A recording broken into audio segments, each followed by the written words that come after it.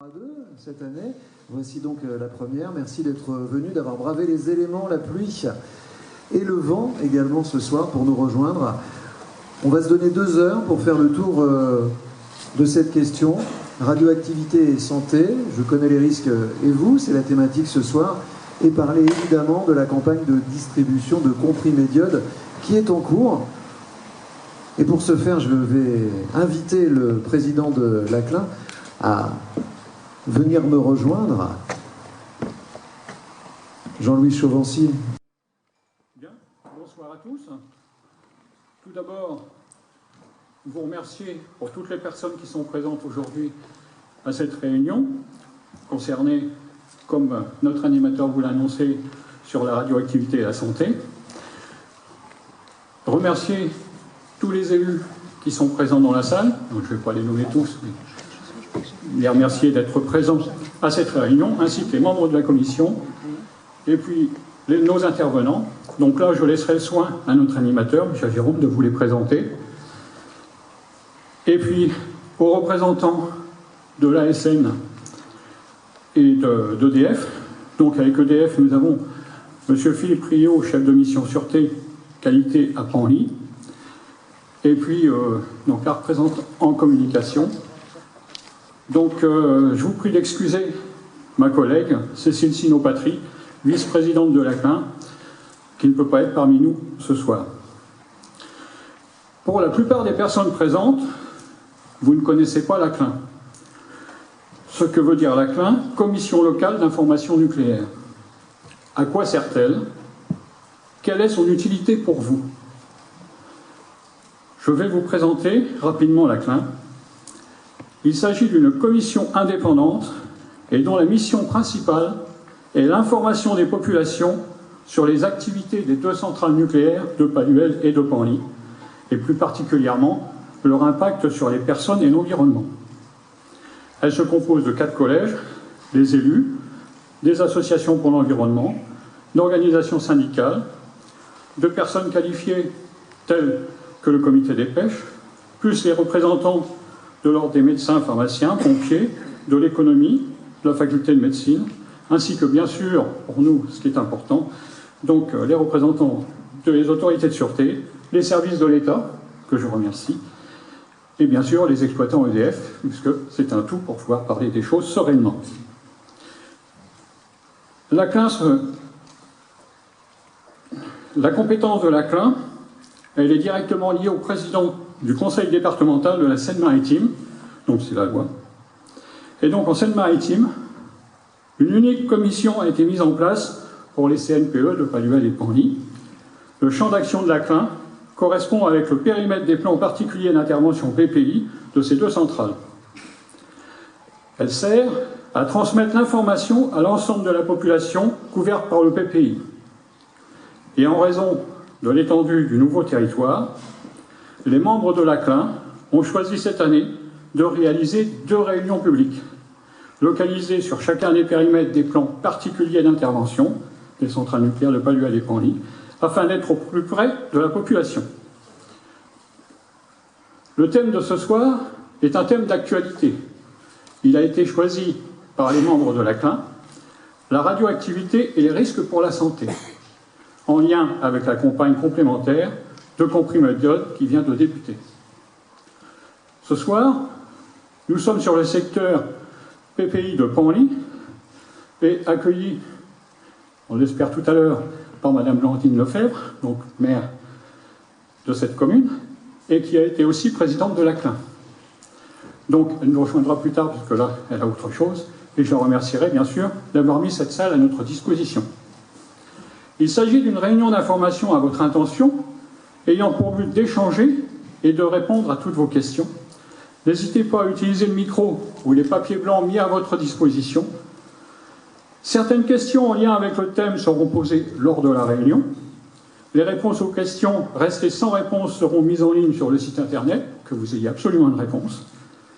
Pour les questions sans rapport avec le sujet porté à votre connaissance, celles-ci pourront être posées uniquement en questions diverses à la fin de la réunion. Pour terminer mon introduction, cette commission est faite pour vous informer. N'hésitez pas à nous poser des questions, Le site de la CLIN est à votre disposition, ainsi que le Clean Info, qui est distribué dans les boîtes aux lettres 2 fois par an. Et puis, pour que vous ayez une tête à mettre, un visage à mettre sur une tête, je vais demander aux personnes de la CLIN, les 3 personnes, s'il vous plaît, de venir à côté de moi, pour que vous ayez la connaissance des personnes qui s'occupent du fonctionnement de la CLIN au niveau du service départemental. Donc, je vais les laisser se présenter, parce que ce sera plus simple. Agnès Thiou, je suis en charge d'un service à la direction de l'environnement qui s'occupe justement de la gestion de cette commission. Vinciane Martin, je suis chargée de mission à la CLIN Palouel-Panly. Et Caroline Laboucarier, tu es la directrice de l'environnement au département de Seine-Maritime. Voilà. Donc n'hésitez pas, si vous avez des questions, vous avez quelque chose, surtout, ces personnes-là seront là pour y répondre, soit informatiquement ou soit directement. Bien. Donc maintenant, je devais laisser la parole à monsieur le sous-préfet, mais je pense que là, il est au téléphone. Donc, ce que j'étais en train de me dire, effectivement, Jean-Éric Vinclair, sous-préfet de Dieppe, devait et prendra la parole, hein, mais semble-t-il, il a reçu un appel urgent. voilà. Alors je vais en profiter pour vous rappeler un peu les règles du jeu. Vous l'avez déjà fait largement, je vous invite à rejoindre notre place. On est là ce soir pour parler d'une thématique, celle qui est affichée là. Si vous avez des questions sur un autre sujet, on en parlera à la fin, c'est promis. D'autre part, tout au long de cette réunion, vous pourrez intervenir, soit en levant la main, soit les petits papiers. Il y aura des moments pour cela, à la fin de chaque thématique. Pas simplement tout à la fin, mais tout au long de cette réunion, vous pourrez intervenir et poser des questions, demander des précisions. Tout cela est enregistré, donc je vous invite, pour une retranscription plus simple, à vous présenter et à dire pourquoi vous êtes ici, si simplement vous êtes juste un riverain, un habitant, si vous êtes membre d'une association, à donner quelques éléments, au moins votre prénom, pour qu'on puisse vous situer. Je vous remercie.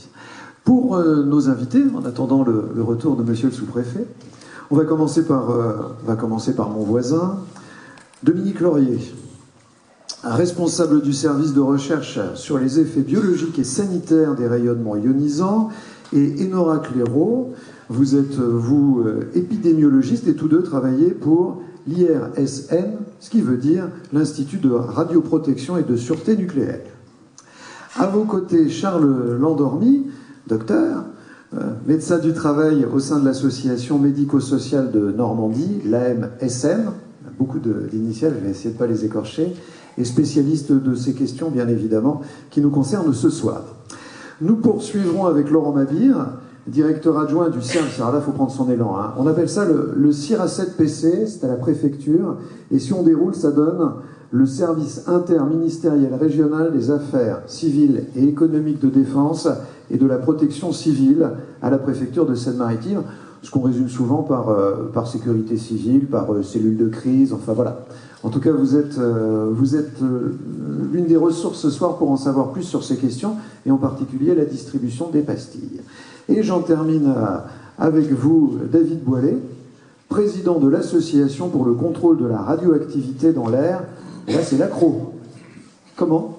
Dans l'Ouest. Ah oui, c'est pour ça qu'il y a un O à la fin d'ACRO. Dans l'Ouest. Effectivement. Pas de nouvelles de monsieur le sous-préfet ? Il nous rejoindra tout à l'heure et n'hésitera pas à dire un petit mot. Alors, pour contextualiser un peu cette réunion très rapidement, je vous rappelle que la Seine-Maritime compte 2 centrales nucléaires. Ce soir, on parlera parfois de CNPE, de Centre nucléaire de production d'électricité. Nos 2 CNPE comptent au total 6 réacteurs. Évidemment, ici, on est au cœur de ce territoire, à proximité. 6 réacteurs de 1300 MW, il y en a 4 à Paluel et 2 un peu plus proches à Panly. Toute activité industrielle, vous le savez, comporte des risques. Dans les installations nucléaires, le risque est notamment lié à la présence de matières radioactives. Un accident pourrait conduire au relâchement de ces particules radioactives et entraîner ainsi un danger réel pour la population. Alors, pour comprendre pourquoi ces particules radioactives sont dangereuses, il faut tout d'abord comprendre le phénomène de radioactivité, l'ACRO et l'IRSN vont nous l'expliquer le plus simplement du monde, on l'espère. En tout cas, c'est l'invitation que je vous fais. Qu'est-ce que la radioactivité déjà? Et qu'appelle-t-on radiation ou rayonnement ionisant? Voilà, les notions de base de la radioactivité et des radiations avec David Boilet. Alors, on va vous... Oui, le micro est un peu loin. Merci beaucoup. Donc, bonsoir, merci pour l'invitation. Donc, le monde, tout le monde est fait de 90 atomes différents. Après, ces 90 atomes s'attachent en des molécules qui sont plus ou moins grandes pour fabriquer tout l'univers dans lequel on vit. Et c'est que sur ces 90 atomes, certains sont radioactifs, un petit nombre, et ça veut dire qu'ils peuvent se transformer en émettant des rayonnements. Et c'est ces rayonnements qui posent un problème, et c'est pour ça qu'on va s'en occuper ce soir. Donc, pour bien comprendre l'impact de la radioactivité, il faut déjà comprendre la source. Donc, il y a différents types. Donc, il y a de la radioactivité dans la nature.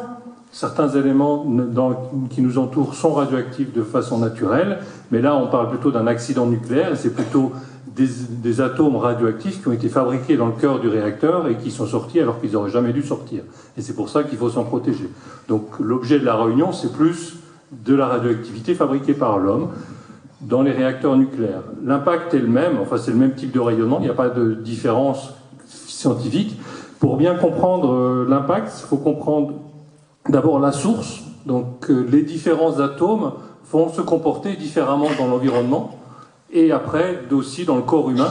Donc si c'est l'iode radioactif il va plutôt se mettre dans les thyroïdes, c'est pour ça qu'il faut protéger la thyroïde.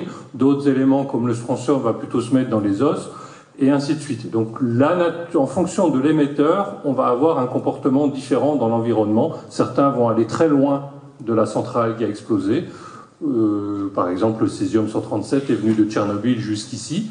D'autres, comme le plutonium, sont restés plutôt aux alentours de la centrale de Tchernobyl. Donc ils ont des comportements différents dans l'environnement, des comportements différents dans le corps humain. Après, on a 3 types de radioactivité, donc alpha, bêta, gamma. Donc il y a une diapo plus tard qui va un peu expliquer les différences, qui auront un impact différent sur le corps. Certains vont des trajets beaucoup plus longs, d'autres sont plus inquiétants que d'autres, donc il y a différentes façons. Et puis il y a la troisième caractéristique, c'est la durée de vie, c'est-à-dire pendant combien de temps cette radioactivité va être là. Et là, ça dépend encore. L'iode, dont il est essentiellement question ce soir, il a une demi-vie de 8 jours. Donc en 8 jours, la moitié des éléments sont désintégrés, puis 8 jours après, il en reste plus qu'un quart, puis après un huitième. Et donc en quelques mois, ça a disparu. Donc l'iode, c'est vraiment un problème au tout début de la catastrophe. Un mois après la catastrophe, ça n'est plus un problème. Le césium-137, c'est une demi-vie de 30 ans. Donc là, on est 30 ans après Tchernobyl. Bon, ça a été juste divisé par 2 depuis l'époque de Tchernobyl, et ça va encore durer des années. Et le plutonium, qui est autour de la centrale de Tchernobyl, là, c'est des milliers d'années.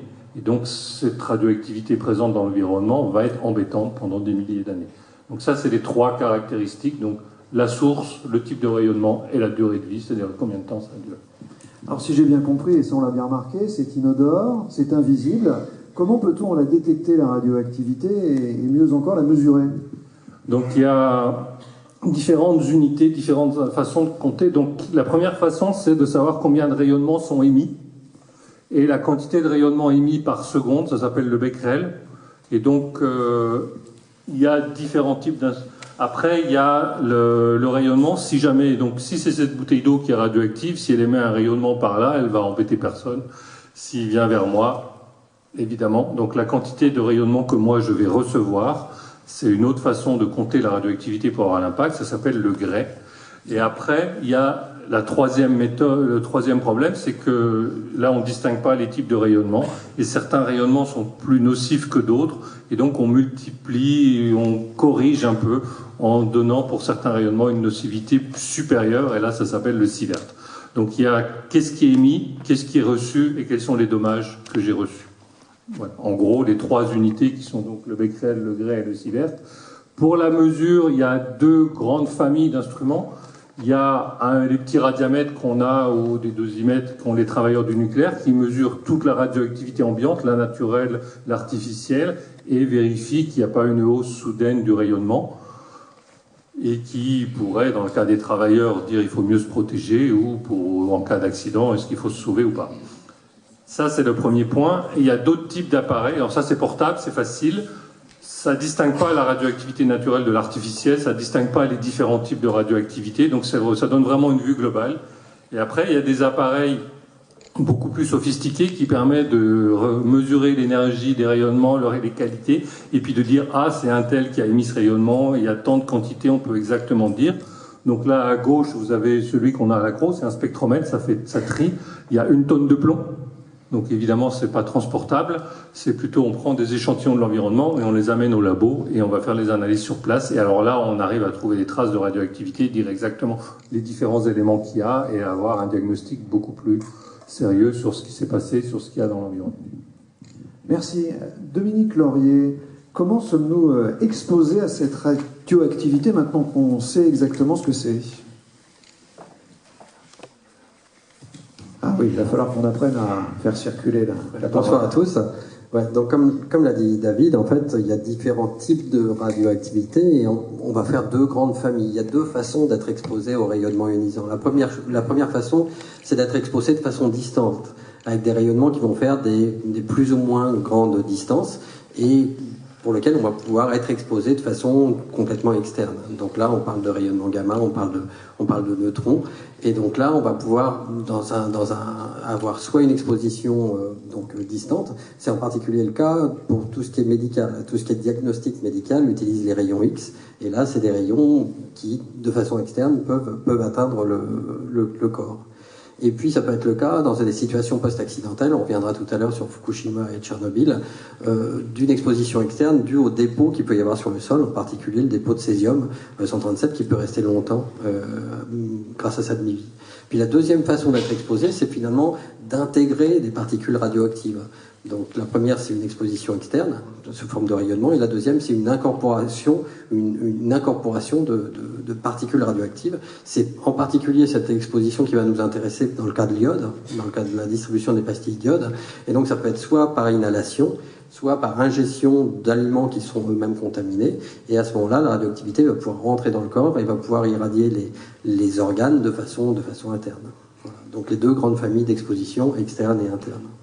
Est-ce que vous pouvez nous donner, parce que comme ça, c'est un peu abstrait, quelques repères de niveau d'exposition pour qu'on arrive à trouver des éléments pour se repérer, justement ? Oui, alors, en fait, on peut avoir des expositions qui s'étalent vraiment sur des très grands ordres de grandeur. Comme l'a dit David tout à l'heure, ce qui va nous intéresser, nous, c'est la dose reçue et la dose entraînant un impact sur la santé. Donc, on va parler en millisieverts. Dans le domaine, finalement, nous, on est sur des niveaux d'exposition qu'on appelle des faibles doses. L'exposition médicale moyenne par an, c'est de l'ordre de 1 millisievert, de 1,3 millisievert. Passer un scanner, donc ça, c'est l'exposition moyenne de la population, mais pour la personne qui a passé un scanner, ça correspond à une dose qui est de l'ordre de 10, ici c'est marqué 13 millisieverts. Voilà, ça nous donne les ordres de grandeur des expositions qu'on peut avoir dans la vie de tous les jours.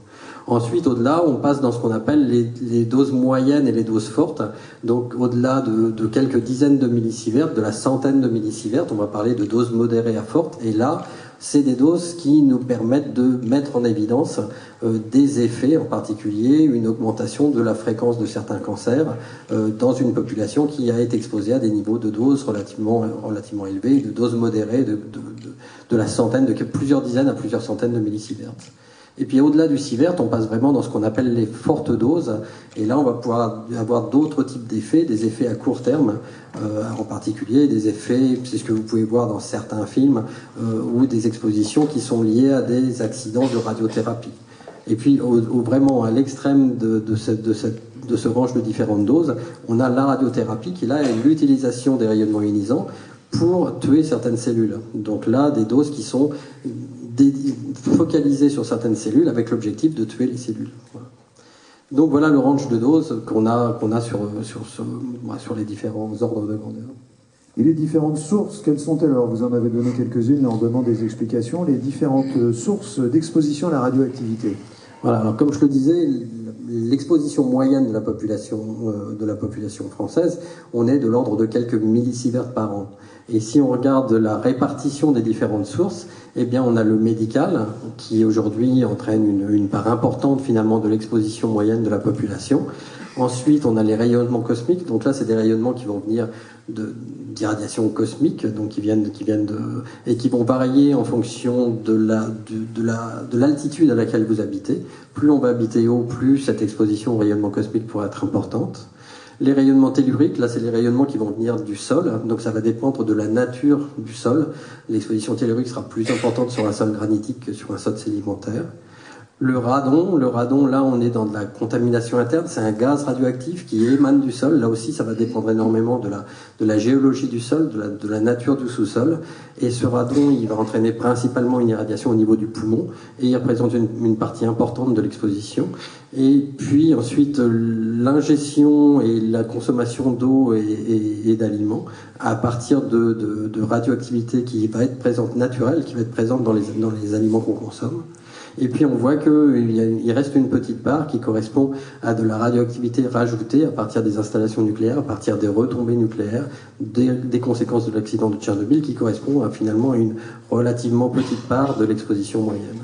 Donc en moyenne, on est de l'ordre de 4,5 millisieverts par an, et on voit qu'il y a un peu plus de la moitié finalement de cette exposition qui est liée à des expositions naturelles, le radon, le cosmique, le tellurique, et puis la consommation, l'intégration de radionucléides dans la consommation de tous les jours. Une fois que l'on sait tout ça, ce qui nous intéresse aussi, c'est de savoir comment on peut se protéger de ces rayonnements. Vous pouvez nous donner quelques pistes ? Alors, ce qu'on considère, c'est que... là, j'avais un dernier truc sur ce truc-là.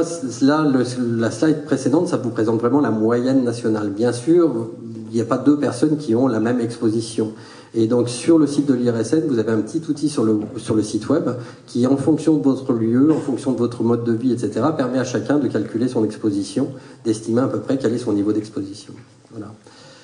Et puis, pour la question suivante, désolé. Non, je vous en prie. Alors, comment on s'en protège ?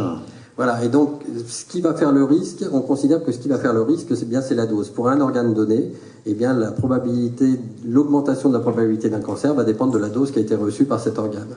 Donc, l'idée, eh bien, c'est de diminuer finalement la dose, de limiter la dose. Et pour ça, eh bien, on va pouvoir jouer sur la durée. Moins on sera longtemps exposé à une source, eh bien, mieux ce sera. Ça permettra de diminuer l'exposition totale. La distance, pour tout ce qui est exposition externe, eh bien, s'éloigner finalement de la source.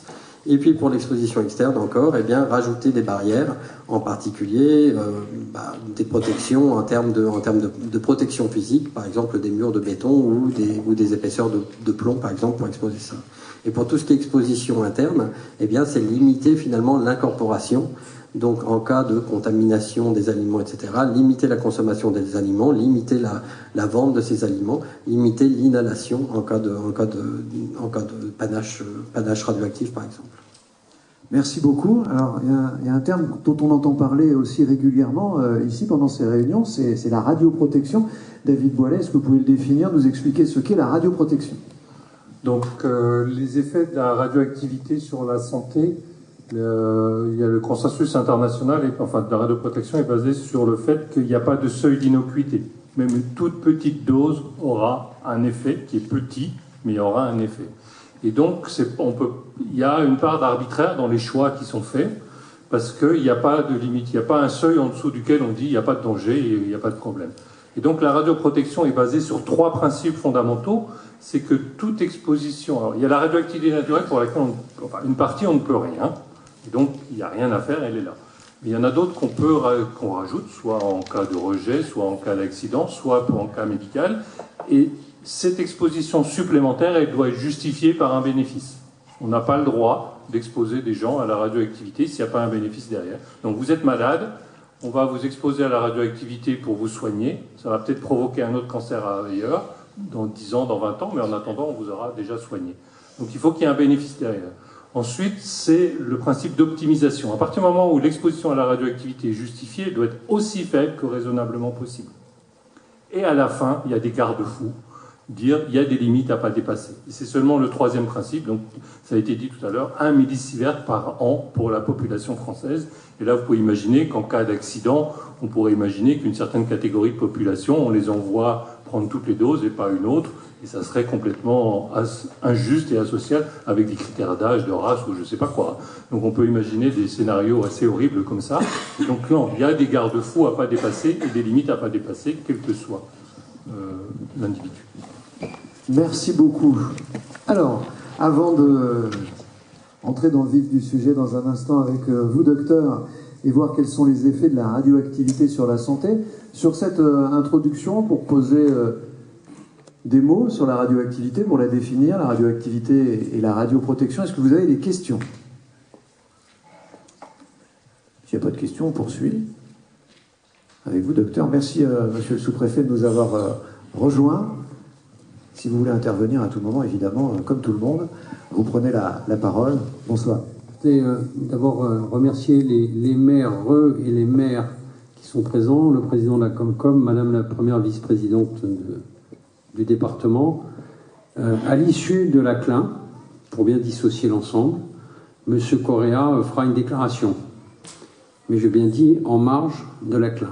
Voilà, je vous remercie.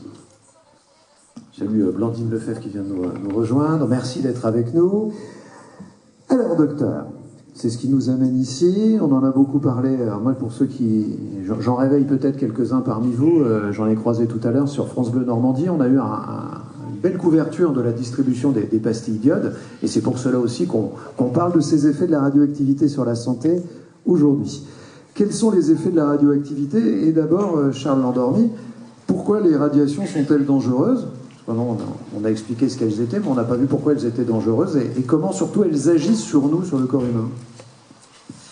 Alors, je vais vous répondre tout de suite. Je place juste pour des raisons légales le fait que, au nom de l'article L1451-1 du Code de santé publique, je n'ai aucun conflit d'intérêt avec ce que je vais dire ce soir. Donc, au niveau des effets sur la santé, donc voilà, il y a la bonne diapo derrière. Alors, en fait, quelle est la problématique? C'est que les rayonnements ionisants peuvent altérer l'ADN. Donc, qu'est-ce que ça peut avoir comme effet, cette altération de l'ADN? Les cellules peuvent réagir de trois manières. Elles peuvent soit mourir, soit être mutées, et dans ce cas-là, elles peuvent mourir secondairement ou survivre, ou n'y avoir aucune conséquence sur ces cellules. Donc, finalement, les effets sur la santé vont décliner de ce fait-là.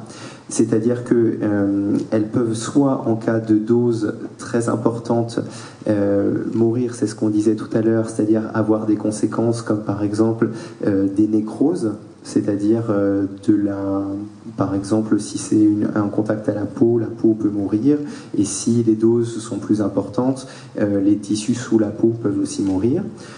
Donc ça, c'est plutôt des effets à court terme sur des doses qui sont aiguës. Ensuite, les effets à long terme, c'est plutôt dans le cadre des mutations qui peuvent se traduire ou non par des choses comme par exemple les cancers, et il peut y avoir aucune conséquence si par exemple la cellule n'est pas mutée. Est-ce que certaines personnes peuvent être plus vulnérables? En gros, pour faire simple, est-ce qu'on est tous égaux face à la radioactivité et à ses effets? Alors donc non, nous ne sommes pas tous égaux. Le parallèle que j'aime bien utiliser, c'est on n'est pas tous égaux face au soleil, par exemple, parce que là on parle des rayonnements ionisants, les rayonnements nucléaires. Il y a aussi les rayonnements non ionisants qui ne sont pas bons pour la santé. Comme vous le savez, les UV, donc le soleil, quand on s'expose au soleil, vous savez que, par exemple, quand on est normand, avec un phototype clair, et bien du coup, si on va dans un pays chaud, qu'on s'expose au soleil, on va avoir tendance à être plutôt rouge que bronzé. Alors que, à contrario, si on a par exemple une peau plus foncée, et bien du coup, là, les effets négatifs du soleil vont être beaucoup moins importants, voire même si on a une peau noire, c'est plutôt producteur d'antiradicaux libres. Donc ça va plutôt avoir des effets bénéfiques. Donc là, pour les rayonnements ionisants, donc on a tous une sensibilité différente et ça dépend comment on y est exposé. C'est-à-dire que si on a des petites doses régulièrement, le corps va s'adapter, c'est-à-dire qu'il va y avoir des mécanismes de réparation de l'ADN qui vont être plus efficaces. Et si on n'a pas l'habitude, et qu'on prend, donc là je reprends ma métaphore du soleil, si on n'a pas l'habitude, c'est-à-dire qu'on sort de l'hiver et qu'on s'expose très fortement au soleil. Les plus sensibles et ceux qu'il faut protéger, les enfants, les femmes enceintes, ça paraît évident. Oui, tout à fait. Mais mieux vaut le dire, oui, et le répéter. Et puis après, sur le corps humain, on parle beaucoup de pastilles d'iode, on pense évidemment à la thyroïde. Est-ce qu'il y a d'autres organes qui sont directement impactés plus rapidement, plus sensibles? Alors, comme on disait précédemment, oui, il y a des organes qui sont plus radiosensibles. En fait, la radiosensibilité des organes vient du fait que les cellules se divisent plus ou moins rapidement. Alors, je vais essayer d'être clair et prendre des exemples voilà, très parlants.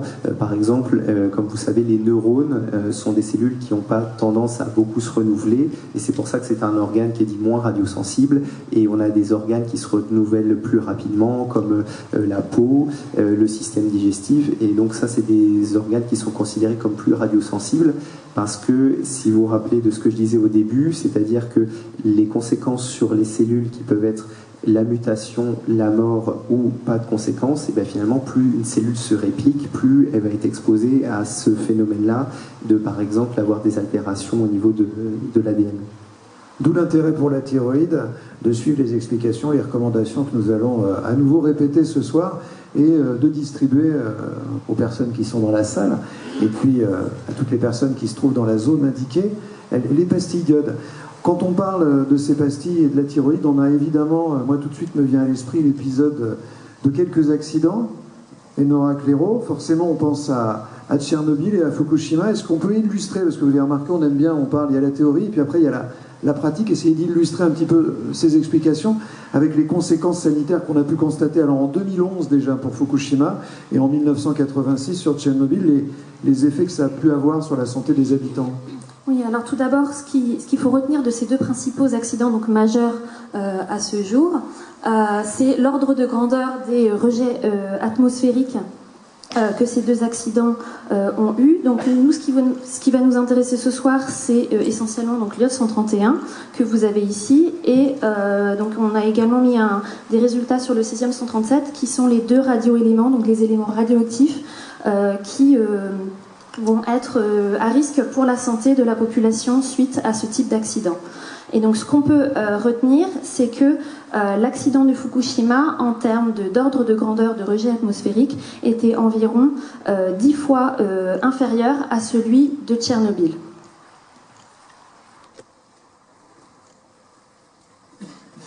Avant d'aller un petit peu plus loin sur les conséquences sanitaires de l'accident de Tchernobyl et de Fukushima, donc quelques mots sur le cancer de la thyroïde. Donc la thyroïde, c'est une glande qui se situe à la base du cou, donc ici, qui permet de fabriquer des hormones thyroïdiennes donc qui vont être fabriquées à partir de l'iode, qu'on va trouver donc essentiellement dans l'alimentation. Le cancer de la thyroïde, c'est un cancer qui est considéré comme relativement rare, avec environ 10 000 nouveaux cas de cancer de la thyroïde par an en France. C'est un cancer qui est beaucoup plus fréquent chez la femme, avec seulement 20% de cancer chez l'homme. C'est un cancer qui est de bon pronostic, car très peu de personnes atteintes d'un cancer de la thyroïde vont en mourir. Et puis, une des spécificités de ce cancer, c'est que les nodules cancéreux, donc les nodules, ce sont des petites boules que l'on trouve au niveau de la thyroïde. Donc cette spécificité, c'est que les nodules cancéreux peuvent rester silencieux pendant de nombreuses années, c'est-à-dire que certaines personnes peuvent être atteintes d'un cancer de la thyroïde sans même le savoir, sans n'avoir aucun symptôme clinique qui vont se déclarer. Et lorsqu'on a identifié donc un cancer de la thyroïde, soit en fonction de la taille du nodule ou de sa localisation, on va enlever une partie de la thyroïde ou bien la totalité. Et si on enlève notamment la totalité, il va être nécessaire de mettre en place un traitement hormonal à vie, donc substitutif, car les hormones thyroïdiennes sont indispensables au bon fonctionnement de l'organisme. Maintenant, en ce qui concerne donc, pour le bilan des conséquences sanitaires de l'accident de Tchernobyl, donc ce qu'on peut retenir vraiment, les principaux résultats des études qui ont été réalisées, c'est que chez les enfants, donc chez les personnes qui ont été exposées durant l'enfance au moment de Tchernobyl, on a pu constater très rapidement une augmentation très importante du nombre de cancers de la thyroïde qui persiste encore aujourd'hui à l'âge adulte. Donc les personnes qui étaient enfants au moment de l'accident continuent encore aujourd'hui de déclarer des cancers de la thyroïde liés aux radiations donc suite à l'accident. Donc il y a une publication récente là, de l'année dernière qui a montré que sur les environ 20 000 cancers de la thyroïde qui ont été identifiés après l'accident de Tchernobyl, il y en a environ 5 000 qui seraient attribuables aux radiations. Il n'y a pas seulement des risques de cancer de la thyroïde, mais on a également montré un risque de leucémie chez les liquidateurs et chez les enfants, qui a été observé plus récemment. Chez les liquidateurs, donc de même que pour les enfants, on a observé une augmentation du risque de cancer de la thyroïde, mais également une augmentation du risque d'opacité cristallinienne, en lien donc avec un risque de la cataracte, et également une augmentation du risque de maladies cardiovasculaires. Et puis les conséquences sanitaires de l'accident de Tchernobyl ne s'arrêtent pas aux effets dus au rayonnement ionisant, mais il y a également eu des conséquences très importantes sur la santé mentale des populations. Ensuite, en ce qui concerne l'accident de Fukushima, qui donc est plus récent, donc il y a un programme très ambitieux de suivi sanitaire qui a été mis en place très rapidement après l'accident, seulement 3-4 mois après l'accident, qui comporte plusieurs volets. Donc dans ce programme, il y a une enquête de base qui porte sur environ 2 millions de résidents de la préfecture de Fukushima, et il y a des enquêtes plus spécifiques, notamment des enquêtes sur les évacués, pour lesquels on leur fait donc un bilan de santé et on va s'intéresser plus précisément aussi à leur santé mentale et à leur mode de vie. Une enquête plus spécifique est également donc sur les femmes enceintes et les naissances au moment de l'accident. Et puis ce qui va nous intéresser, nous ici ce soir, c'est le volet sur la mise en place d'un dépistage de cancer de la thyroïde chez les enfants, donc chez les personnes qui étaient âgées de moins de 18 ans au moment de l'accident. Ce dépistage du cancer de la thyroïde porte sur environ 360 000 enfants. Donc, lorsqu'ils ont mis en place ce dépistage, il y a d'abord un examen ultrasonographique qui est réalisé, et ensuite, dans un second temps, lorsqu'on a identifié des nodules, on va vérifier si ce nodule est de nature cancéreuse ou pas. Donc à ce jour, donc là, les chiffres qui sont là sont les chiffres qui datent de juin 2018, mais ils ont été mis à jour lundi, c'est ça, je crois, David. Voilà. Donc il y a une vingtaine de cas en plus qui ont été identifiés. Donc depuis l'accident, il y a 3 campagnes de dépistage qui ont été réalisées. La première, donc de 2011 à 2014, qui a identifié 116 cas, et ensuite les 2 campagnes suivantes qui en ont identifié environ une centaine également par la suite. Donc la deuxième et la troisième campagne correspondent à des nouveaux cas de cancer de la thyroïde qui ont été identifiés après l'accident, alors que la première campagne de 2011 à 2014, elle, a permis d'identifier des cas qui étaient survenus après l'accident, donc à partir de 2011, mais pour la plupart qui étaient probablement déjà présents avant l'accident, car comme je vous l'ai expliqué précédemment, le cancer de la thyroïde a une particularité, il peut rester silencieux et donc les personnes n'ont aucun symptôme clinique. Et donc le fait de mettre en place ce dépistage a permis d'identifier des cancers qui étaient probablement déjà présents dans la population. 2 points importants qu'il faut relever, c'est que lorsqu'on identifie des cas, on ne peut pas comparer des cas qui sont identifiés par un dépistage systématique avec des cas qui sont identifiés par un registre de cancer. Dans un registre de cancer, on va identifier donc des cas qui se seront exprimés cliniquement, donc qui auront eu des symptômes cliniques pour lesquels donc, on aura découvert le cancer de la thyroïde, alors que pour le dépistage systématique, on va aller chercher, on va aller observer la thyroïde par des moyens médicaux et on va détecter donc des nodules de très petite taille, pour la plupart du temps, qui n'auront peut-être jamais, qui seraient restés silencieux pendant de nombreuses années. Et donc on va détecter beaucoup plus de cas lors d'un dépistage systématique que si on les avait identifiés par le biais d'un registre de cancer. Et un autre point important, c'est que le dépistage de la thyroïde entraîne un surdiagnostic, c'est-à-dire que les cas, plusieurs cas vont être détectés, il y aura une détection de cas pour lesquels il n'y aura aucun bénéfice médical, et donc dans la balance bénéfice-risque, le risque va l'emporter sur les bénéfices, parce que pour ces personnes pour lesquels on leur aura diagnostiqué un cancer alors que ce cancer serait peut-être resté silencieux pendant de nombreuses années. On va leur faire des examens médicaux qui vont entraîner du stress, de l'anxiété. Ils vont également avoir une chirurgie pour retirer le cancer et probablement un traitement médical à vie pour pouvoir permettre de produire les hormones thyroïdiennes nécessaires donc, au fonctionnement de l'organisme. Ensuite, donc à ce jour, c'est vraiment les résultats actuels pour l'instant où on en est au moment de l'accident de Tchernobyl, de Fukushima. Les cancers de la thyroïde de Fukushima seraient plutôt liés à un effet de dépistage plutôt qu'à un effet des radiations. Donc il y a plusieurs éléments qui nous permettent d'aller en ce sens à l'heure actuelle. Donc dans plusieurs années, les conclusions seront peut-être différentes.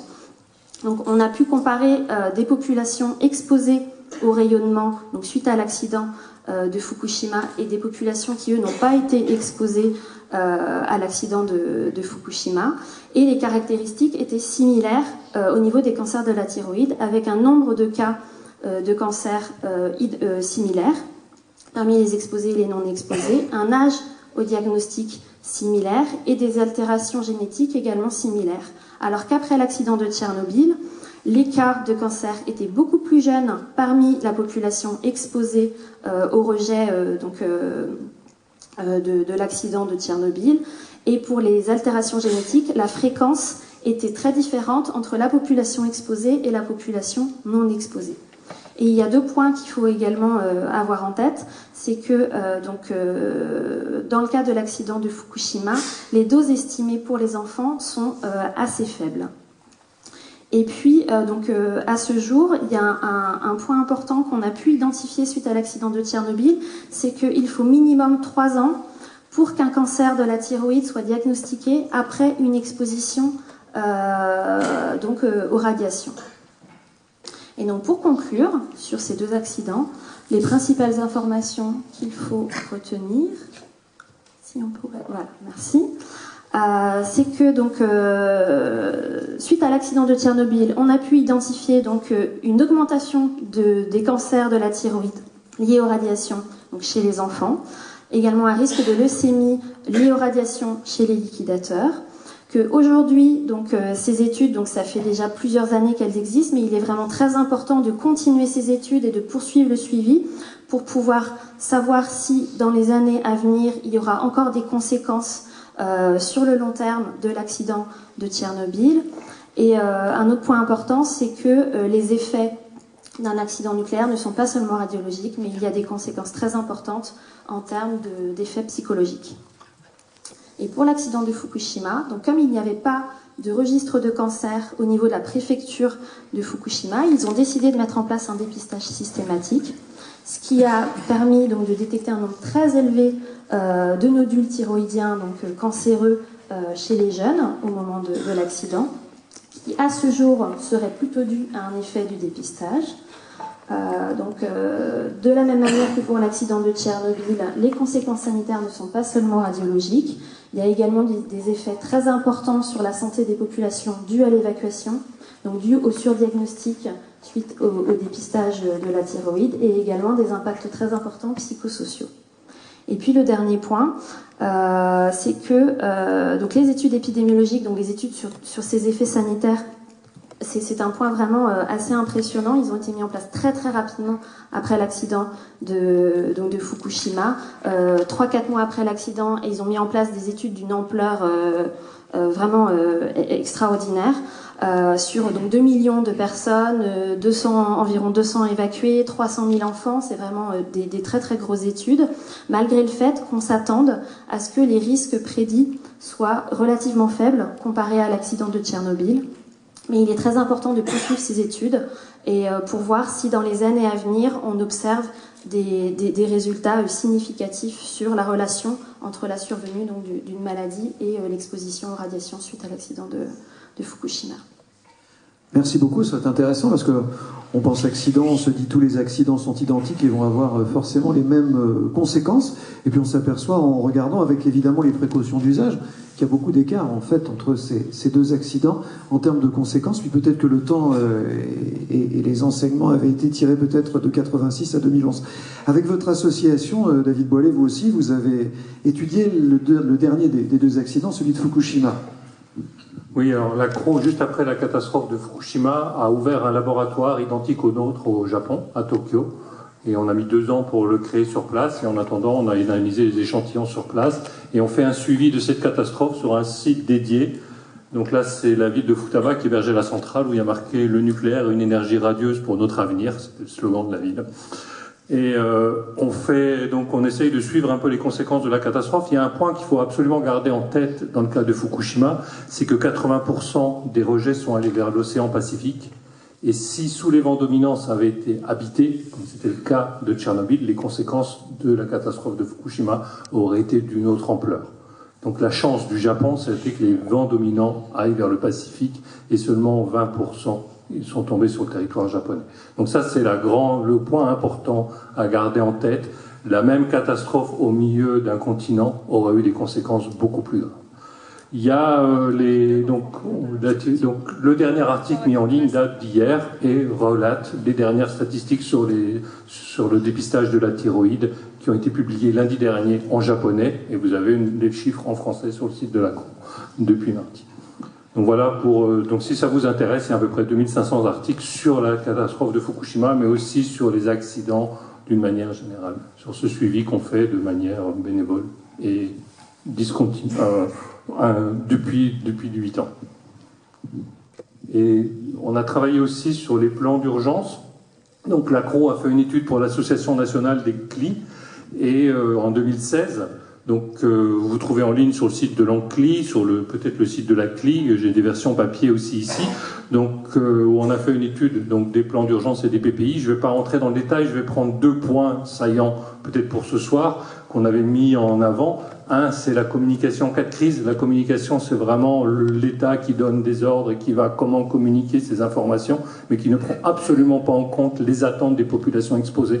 Rien n'est prêt. Et là, on l'a vu à Rouen, on a vu les conséquences de cette communication ratée à Rouen, et ça sera la même chose en cas d'accident nucléaire, parce que les autorités ne sont pas prêtes à répondre aux préoccupations des populations. On a travaillé sur les plans d'urgence en Inde, au Canada, aux États-Unis, en Belgique, et on a pu faire une comparaison. Aux États-Unis, il y a 600 questions qui ont été préposées, évaluées, et avec des réponses toutes faites.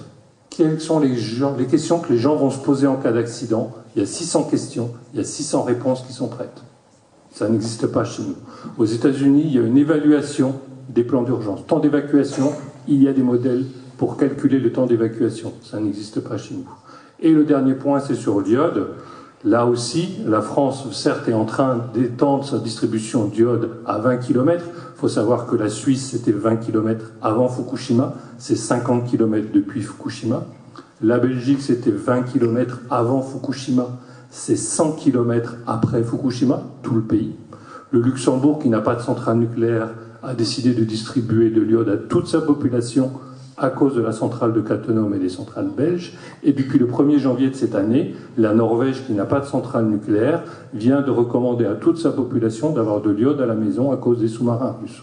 Donc la France, en étendant de 10 à 20 km, est très en retard par rapport à ses voisins européens. Et ça, c'est une de nos principales revendications. Et l'ANCLI avait aussi pris position pour une extension bien au-delà des 20 km de la distribution d'iode. Nous allons évoquer cette distribution dans un instant avec vous, Laurent Dabir, et de son intérêt que vous avez évoqué. À ce stade, à nouveau, on va marquer une pause. Est-ce que vous avez des questions, soit sur des petits papiers, soit le micro? Je viens vous voir si vous voulez, on a des micros. Une main s'est levée. Ah, vous n'avez pas vu. Bonsoir messieurs, je vous invite, avant de poser votre question, à vous présenter. Bonsoir. Bonsoir, je m'appelle Francis Rochefort, j'habite la commune de Legoix-Robert. Monsieur vient de répondre à deux de mes questions que j'avais préparées. Et j'avais une troisième question concernant la non centrale, parce que là on parle de Fukushima et puis aussi de Tchernobyl. Mais bon, il faudra venir aussi un petit peu terre à terre à nos centrales. Mais moi, il y a une question à poser, c'est il arrive que nos centrales ont des incidents. Je voudrais savoir, par rapport aux incidents qui arrivent sur nos centrales, s'il y a des études de fait ou des dépistages éventuellement de fait pour protéger la population. Est-ce qu'on peut répondre à cette question maintenant? Ou est-ce qu'on la garde pour les questions diverses, non? Enfin, l'incident, il y a plein d'incidents. La question, c'est est-ce qu'il y a des rejets vers l'extérieur ou pas. Donc il y a plein d'incidents. Il y a même eu un incendie, des ventilateurs qui tombent en panne, des problèmes parfois sur les travailleurs. Il y a eu un générateur de vapeur qui est tombé ici. Donc. Mais tout ça, ça n'a pas eu d'impact sur l'extérieur. Donc a priori, il n'y a pas de radioactivité qui est sortie lors de ces incidents. Donc il n'y a a priori pas de raison à attendre à ce qu'il y ait des études d'impact en dehors de la centrale. Et il y a le cas des accidents qu'on appelle graves, où il y a vraiment des rejets radioactifs significatifs, où il faudra protéger les populations à l'extérieur de la centrale. Et heureusement, ça n'a pas eu lieu actuellement en France. Voilà, monsieur. Est-ce que nous avons une autre question? Monsieur, vous êtes là. En bas, voilà. Merci beaucoup. De la même manière, si vous pouvez nous dire un petit mot sur qui vous êtes avant de commencer, bonsoir. Je suis habitant de Petit-Abbeville, sur la commune d'Auto-sur-Mer. Donc ma question, monsieur a apporté la réponse en partie. Sachant qu'un nuage radioactif, et on l'a vu avec Tchernobyl et Fukushima, dont on a parlé ici, voyage à la vitesse de 15 à 30 km/h, c'est-à-dire que dans les 30 minutes, ils seront dans le périmètre des 10 km où nous sommes là, voire même dans le périmètre des 20 km. Et sachant que le préfet doit prendre une décision dans les 5 heures, est-ce que ce temps est suffisamment normé pour répondre à ce problème justement de propagation de ce nuage radioactif?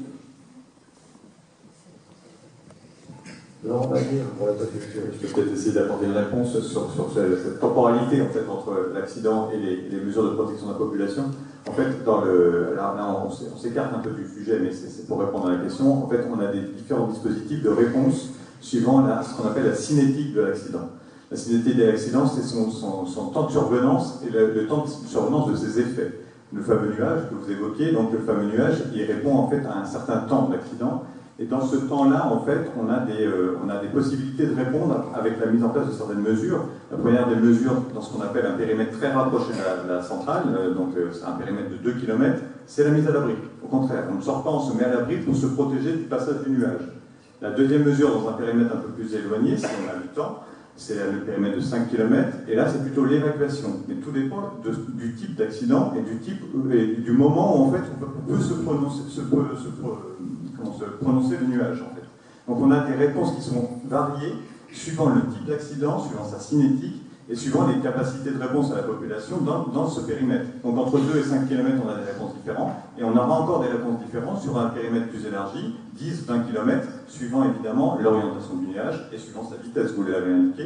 Mais tout ça en fait répond suivant le type d'accident et sa cinétique. C'est vraiment le point essentiel pour pouvoir prendre la bonne mesure au regard de l'incident qu'on a en cours. Alors on donne une autre question, nous poursuivons et puis nous vous redonnons la parole. Madame, vous voulez dire quelque chose? Bonsoir, on va vous apporter le micro de sorte que l'on puisse vous entendre. Voici, mais sinon on va pas en profiter. Faut que tout le monde... Ah, un petit papier. Je vais lire le petit papier là. Merci beaucoup. Bon, ça va, vous avez une jolie écriture, j'arrive à vous lire.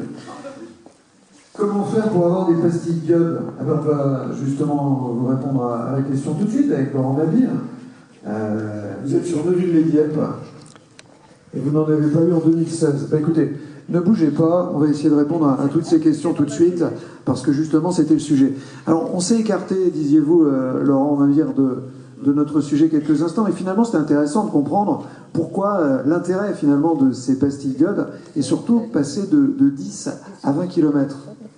Oui, c'était donc, on l'a évoqué, monsieur l'a évoqué, donc c'est aussi des retours d'expérience suite aux différents accidents qui ont eu lieu, donc, et notamment le dernier sur Fukushima qui a imposé le gouvernement à changer sa doctrine en termes de réponse par rapport à un accident nucléaire, en élargissant ce périmètre du fameux PPI, le plan particulier d'intervention, donc qui est établi autour de chaque centrale nucléaire, donc de 10 à 20 km. Donc cet élargissement, en fait, c'est fait un élargissement évidemment en termes de volume de communes, mais également en termes d'habitants concernés. Et donc, en fait, il a pour objectif d'améliorer la réponse en cas d'accident, en incitant et en invitant la population à se prémunir de ces accidents, en ayant justement le maximum de bons réflexes. Donc avec une distribution de consignes, de sensibilisation de plus en plus importante de la population qui pourrait faire face à ces accidents. Et la réunion de ce soir participe de ça, participe de cette sensibilisation, de même que participe de la sensibilisation toute la communication qui est faite avec la distribution des documents, avec la distribution des bons de retrait, qui s'accompagne toujours de consignes et de documents explicatifs qui invitent et qui permettent à la population de comprendre pourquoi c'est faire. Donc on a ce champ-là d'extension qui a été fait à 20 km. Et donc au-delà de la partie sensibilisation et communication, il y a également une partie de distribution préventive, donc des comprimés d'iode, distribution préventive donc auprès de chaque individu, auprès de chaque foyer, pour pouvoir justement, le moment venu, si jamais le temps de l'accident arrive et que cet accident correspond à un certain délai, en fait, permettre à la population d'avoir sur soi ou d'avoir à proximité de soi, en fait, ces comprimés d'iode pour réagir et les prendre pour au moins se protéger d'une partie des rayonnements qui peuvent être liés à ce passage de nuages. Et ce comprimé d'iode, est-ce qu'il va me protéger des radiations, me protéger de tout? Alors, c'est pas une pilule magique, hein, très clairement, sinon on l'aurait tous, et son inventeur serait millionnaire. Donc évidemment, non, c'est pas une pilule magique, mais en tout cas, comme le disait tout à l'heure le docteur, ça permet une saturation de la thyroïde qui permet déjà de protéger une partie des effets des rayonnements. Par contre, il s'intègre évidemment à d'autres mesures. Ces mesures, elles sont nombreuses, mais les principales, ce sont les deux qu'on a évoquées tout à l'heure en répondant à monsieur. C'est d'abord la mise à l'abri, donc se protéger dans un bâtiment en dur pour justement avoir cet effet barrière qu'on évoquait tout à l'heure, pour avoir l'effet barrière contre les rayonnements. Donc se mettre à l'abri, c'est le premier des réflexes. Et puis la deuxième possibilité, c'est l'évacuation. Donc c'est évidemment s'échapper de la zone qui pourrait être concernée par ce panache radioactif pour évidemment ne pas en subir les effets. Ces deux barrières en fait existent et elles s'appliquent suivant ce que j'ai évoqué tout à l'heure, le temps et la cinétique de l'accident. Après, on a évidemment d'autres mesures qui sont à mettre en place et qui sont à intégrer. Ce sont des mesures et des consignes que l'on voit donc sur l'écran. Donc la mise à l'abri, je l'ai évoqué, mais c'est aussi se tenir informé de la situation. C'est important par tous les vecteurs, par tous les médias qui existent. La radio en est un et c'est un des principaux. Mais il y a également d'autres vecteurs. Les réseaux sociaux en sont aussi et les comptes officiels qui permettent de relayer cette information, on participe de cette information. De ne pas aller chercher ses enfants à l'école, c'est la consigne presque, quand on est parent, qui est la moins naturelle, hein, puisqu'on a toujours tout de suite envie d'aller récupérer auprès de soi ses plus proches. Mais en fait, à l'école, le dispositif également existe et prévu pour justement faire face à ce type d'accident, avec justement dans les écoles des moyens de protection et également des comprimés d'iode qui sont à disposition des enseignants et de tout le personnel éducatif pour pouvoir les distribuer aux enfants si jamais un accident devait survenir. Donc on a ces éléments qui sont également présents dans toutes les écoles. Les dernières consignes au-delà de la prise de comprimés d'iode, c'est aussi de limiter les communications pour éviter notamment l'embolisation des réseaux. De plus en plus, hein, on travaille tous et on communique avec nos portables. Et quand tout le monde téléphone sur son portable, à un moment ça sature. Donc c'est aussi l'objectif de limiter ces communications pour permettre justement que les communications et notamment des services d'intervention et de secours puissent se faire. Et puis enfin, se préparer à une éventuelle évacuation peut-être de plus longue durée en rapprochant auprès de soi ou en tout cas en ayant des kits presque tout fait avec ces papiers les plus essentiels, ces ordonnances de médecins quand on a des traitements, bref, se préparer à une éventuelle évacuation. Donc ça fait partie des 6 réflexes qui sont nécessaires et qui doivent se mettre en place et que chaque citoyen, puisque c'est chaque citoyen qui participe de cette sécurité et c'est un des principes de la sécurité civile, hein, c'est qu'on est tous acteurs de sa sécurité, comme on est tous acteurs de la sécurité routière, c'est la même chose pour la sécurité civile. Chacun doit être en mesure de se protéger soi-même pour après se protéger collectivement. Donc c'est vraiment, ça fait partie des consignes qui sont à rappeler. Donc je vous invite, si jamais un jour vous aviez un doute, à allumer la radio, vous auriez tout de suite une réponse sur la situation. Après ce petit moment de communication, le comprimé d'iode. Alors docteur, comment ça marche ? À quoi ça sert? On l'a dit tout à l'heure dans votre première intervention, la thyroïde fait partie dans notre corps humain de ce qui est le plus sensible à la radioactivité, si j'ai bien saisi, des organes les plus sensibles. Et comment ce comprimé, cette pastille d'iode, va pouvoir la protéger? Alors, donc juste en préambule, en effet, on parlait tout à l'heure des différents radionucléides qui ont des cibles particulières. Et donc, en effet, l'iode va se fixer au niveau de la thyroïde parce que l'iode fait partie des éléments dont se sert la thyroïde pour synthétiser les hormones thyroïdiennes. Donc, finalement, le but de ce comprimé, c'est que en fait, finalement, la thyroïde se sert de l'iode, de l'excès d'iode qu'on lui aura donné avant, pour pas qu'elle aille prendre, par exemple, de l'iode qui serait arrivé, par exemple, dans un nuage radioactif pour synthétiser. Parce que du coup, si elle le prend, ce fameux iode, finalement, il va être dans la thyroïde et donc, du coup, il va irradier la thyroïde. Donc voilà, l'idée, c'est vraiment de la protéger en lui donnant de l'iode non radioactif. Donc c'est une éponge en fait, un petit peu, et si on la remplit d'iode, après elle n'en prendra plus ailleurs. Très belle image. Bon, mais non, mais j'essaie de faire simple, je suis pas docteur, donc vous savez, Charles endormi, mais on fait ce qu'on peut. Hein. Tout le monde peut-il prendre des comprimés d'iode? On a déjà eu la question ici les années passées, je suis allergique, j'ai telle pathologie, est-ce que tout le monde peut en prendre? Alors, donc oui, tout le monde peut en prendre. Je pense que s'il y a bien une consigne à retenir, c'est de ne pas se poser la question, même s'il y a des gens pour lesquels c'est plus rentable que d'autres. Donc y compris, et là on en parlait tout à l'heure, les enfants et les femmes enceintes qui en effet ont une thyroïde qui fonctionne beaucoup plus. Donc finalement, comme elle va avoir besoin de plus d'iode, donc ça veut dire qu'elle en capterait plus s'il y avait de l'iode radioactif dans l'atmosphère. Donc c'est pour ça que c'est des populations particulièrement à risque et dont c'est particulièrement important qu'ils prennent ce comprimé. Et après, j'anticipe et je me pose la question à moi-même de l'allergie parce que vous l'avez évoqué. Donc au niveau de l'allergie, donc c'est extrêmement rare d'être allergique à l'iode. On voit beaucoup, enfin moi en tout cas en consultation, j'ai beaucoup de gens qui me disent je suis allergique à l'iode parce que par exemple ils sont allés à l'hôpital, on leur a mis de la bétadine et ils ont eu une réaction à la bétadine. Donc ça c'est pas une allergie à l'iode. On va dire que c'est un mot qui est dévoyé, mais c'est pas une réalité scientifique. Ce qui est un peu plus fréquent, mais qui est encore extrêmement rare, c'est l'allergie aux excipients, c'est-à-dire ce qui entoure l'iode, en gros.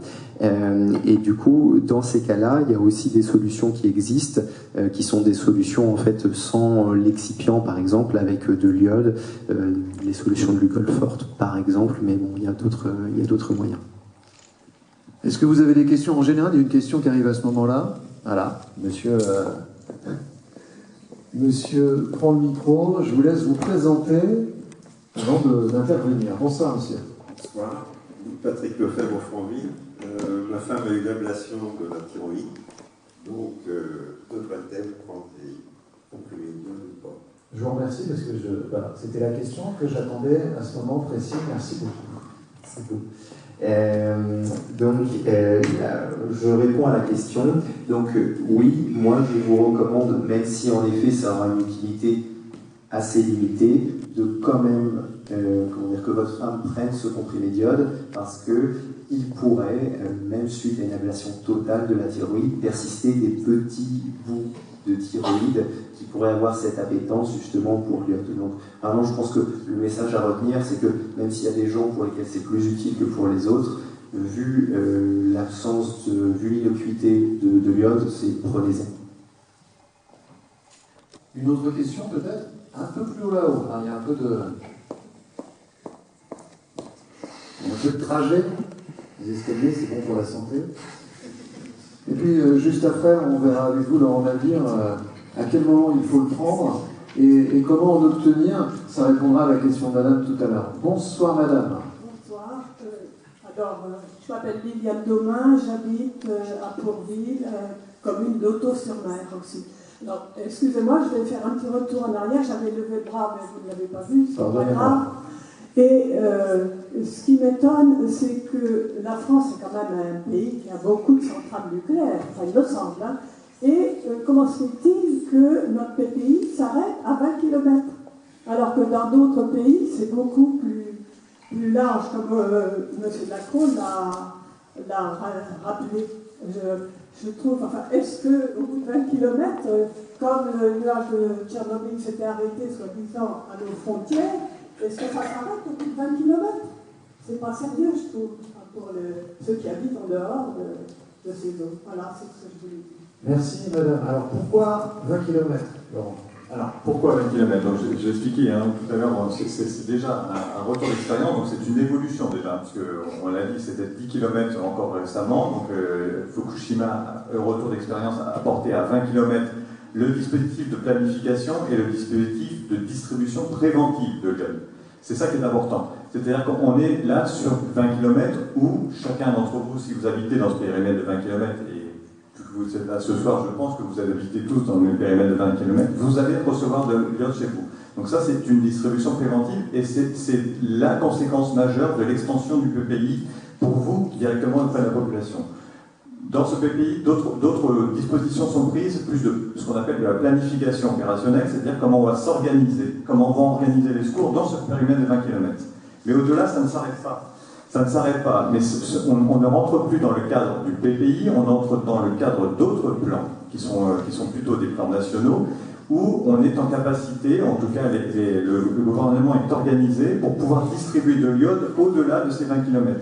Donc il y a des dispositifs qui existent au-delà de ces 20 km et qui permettent en cas d'accident, ce qu'on appelle nucléaire majeur, soit sur une centrale française, mais aussi sur une centrale étrangère qui peut avoir des effets en France, et Tchernobyl en fait partie, de distribuer des comprimés d'iode à la population qui n'habite pas à proximité d'une centrale. Donc on a d'autres dispositifs qui existent, mais qui ne sont pas le PPI. Donc voilà, c'est la grande différence, c'est que dans le PPI, on distribue de façon préventive l'iode chez les gens, chez chacun des foyers. Au-delà de 20 km, c'est une distribution qui se fera s'il y a besoin et si l'accident nécessite qu'il y ait une distribution. Et donc il y a des stocks partout en France pour... il y a des stocks partout en France. De demande. Merci madame, j'espère qu'on a répondu à votre question. Je vais peut-être rajouter un point, cette distribution complémentaire n'a jamais été évaluée. Donc, si jamais il y a des gens se sauvent, il y a des embouteillages, s'il y a des consignes de mise à l'abri, comment est-ce qu'on va faire la distribution en même temps que la mise à l'abri? Toutes ces questions-là sont sans réponse. Merci, David Boilet. Eh écoutez, Laurent Vanille, à moins qu'une main se lève, on va peut-être se poser la question que tout le monde se pose. Et après, je le prends quand, mon cachet, ma pastille d'iode, à quel moment je dois la prendre, ni trop tôt, ni trop tard? Est-ce qu'on va me prévenir? C'est exactement ça. L'objectif de ces comprimés d'iode, c'est comme l'a indiqué le docteur, donc c'est saturer la thyroïde pour éviter qu'elle absorbe de l'iode potentiellement radioactif. Donc évidemment, il faut la prendre au bon moment. Le bon moment, c'est quand? C'est-à-dire, ça va dépendre de l'accident. Et qui est le mieux placé pour avoir l'information la plus complète sur le type d'accident, son moment de déclenchement et son éventuel panache? Ce sont les autorités, les pouvoirs publics qui rassemblent auprès d'eux l'ensemble des experts, l'ensemble de l'exploitant, l'ensemble des informations qui font qu'on a une connaissance de l'accident qui est en cours et de son éventuel rejet. Donc le principe de base de la prise de comprimé d'iode, c'est de le prendre quand les pouvoirs publics vous l'ordonnent, vous le disent. Comment on est informé de cette décision? On est informé par les différents vecteurs qu'on a évoqués tout à l'heure. La radio en est un, les réseaux sociaux et les comptes officiels en sont un autre. Bref, tous les moyens qui sont adaptés par des messages de diffusion, par exemple par des véhicules sonorisés de la gendarmerie qui peuvent diffuser, les véhicules sonorisés des mairies qui sont aussi évidemment intégrés dans ce dispositif de gestion de crise et de gestion d'incidents. Donc bref, par tous les moyens qui sont donnés pour avoir cette communication, quand le préfet, puisque c'est le responsable de la gestion de crise dans ce cas d'événement, quand le préfet en donnera l'ordre. Donc c'est vraiment ce vecteur-là de diffusion. On prendra l'ordre, vous serez invité à prendre le comprimé d'iode quand l'ordre en sera donné, au regard du type d'accident, au regard de sa temporalité, et donc par les moyens les plus adaptés, radio, moyens de communication par les véhicules sonorisés, les moyens d'alerte classiques. Bon, et à ce moment-là, j'ajouterais, il faut savoir où on les a rangés. C'est ça, il faut toujours les avoir à proximité. Donc la boîte à pharmacie semble être le lieu idéal. Mais... Alors, ça va répondre aussi un peu, on va faire une question de madame. Oui, une question. Le micro arrive, je vous en prie, je vous laisse vous présenter. Bonsoir madame. Sylvie Sauvage, citoyenne. Monsieur Mapire, si j'ai bien compris votre nom, vous avez, il y a 5 minutes, insisté sur le fait que les citoyens devaient apprendre, je vais dire par cœur, avec une petite note d'humour, les documents éventuellement sur savoir quoi faire en cas d'accident. Moi, je pense que vous êtes très utopique. Je pense que la population n'a jamais été formée aux exercices, quels qu'ils soient, aux exercices civiques contre les risques, je dis bien les risques, quels qu'ils soient. Alors nucléaire, encore moins, puisque là, on n'en parle pas, tout va bien, il n'y a jamais de problème. Voilà. Donc là, comment envisagez-vous de former la population? La population a besoin de voir comment on calfeutre une maison, toutes ces choses-là. Or, quand il y a des exercices de sécurité au niveau des centrales nucléaires, il y a 10 ans, il y en avait eu une paire dans le secteur à un Banly et à un Paduel, où on avait mêlé la population. Je me souviens surtout celui de Paduel. On avait essayé de faire participer la population à ces exercices, mais depuis, jamais. Alors, comment voulez-vous que le Français soit sensible à ça et participe à une réunion comme ce soir? Donc là, je trouve qu'on reste vraiment très flou, et c'est tellement simple de dire que nos concitoyens sont incapables de se pencher avec sérieux sur ce genre de problème. Merci. Merci madame. Est-ce que quelqu'un veut apporter un mot? C'est vrai que ce matin, j'ai eu un échange à la radio avec une auditrice, avec des auditeurs, y compris avec les décideurs de la métropole rouennaise, sur cette question de la culture de risque. A-t-on en Seine-Maritime, en Normandie, voire même en France, suffisamment la culture du risque, et comment est-ce qu'on peut y travailler? Est-ce que l'un d'entre vous veut dire un petit mot? C'est un vaste sujet, c'est le vrai sujet de la sensibilisation, de la culture du risque, vous le dites. Je pense que les réunions ce soir et le travail de la CLIN participent justement de la sensibilisation et de ce développement de la culture du risque. Il y a également des exercices qui sont faits dans les établissements scolaires, qui sont faits de façon récurrente et tous les ans dans les établissements scolaires, qui permettent aussi d'acculturer nos plus jeunes à cette dimension du risque et à ces réponses-là. Sur les exercices de sécurité civile, j'ai participé, puisque j'ai une petite ancienneté dans ce domaine, justement aux exercices où on faisait participer la population. C'est clair que c'est un axe qu'il va falloir reprendre, puisqu'on voit qu'il y a des changements et justement les mouvements de population ont fait qu'il faut de nouveau repasser des messages et de nouveau réacculturer les personnes à ces risques-là. Et je pense qu'on participe tous de ces éléments. La diffusion de documents d'information, également de documents d'information communaux, participe de cette sensibilisation. C'est presque comme le petit poussé, hein.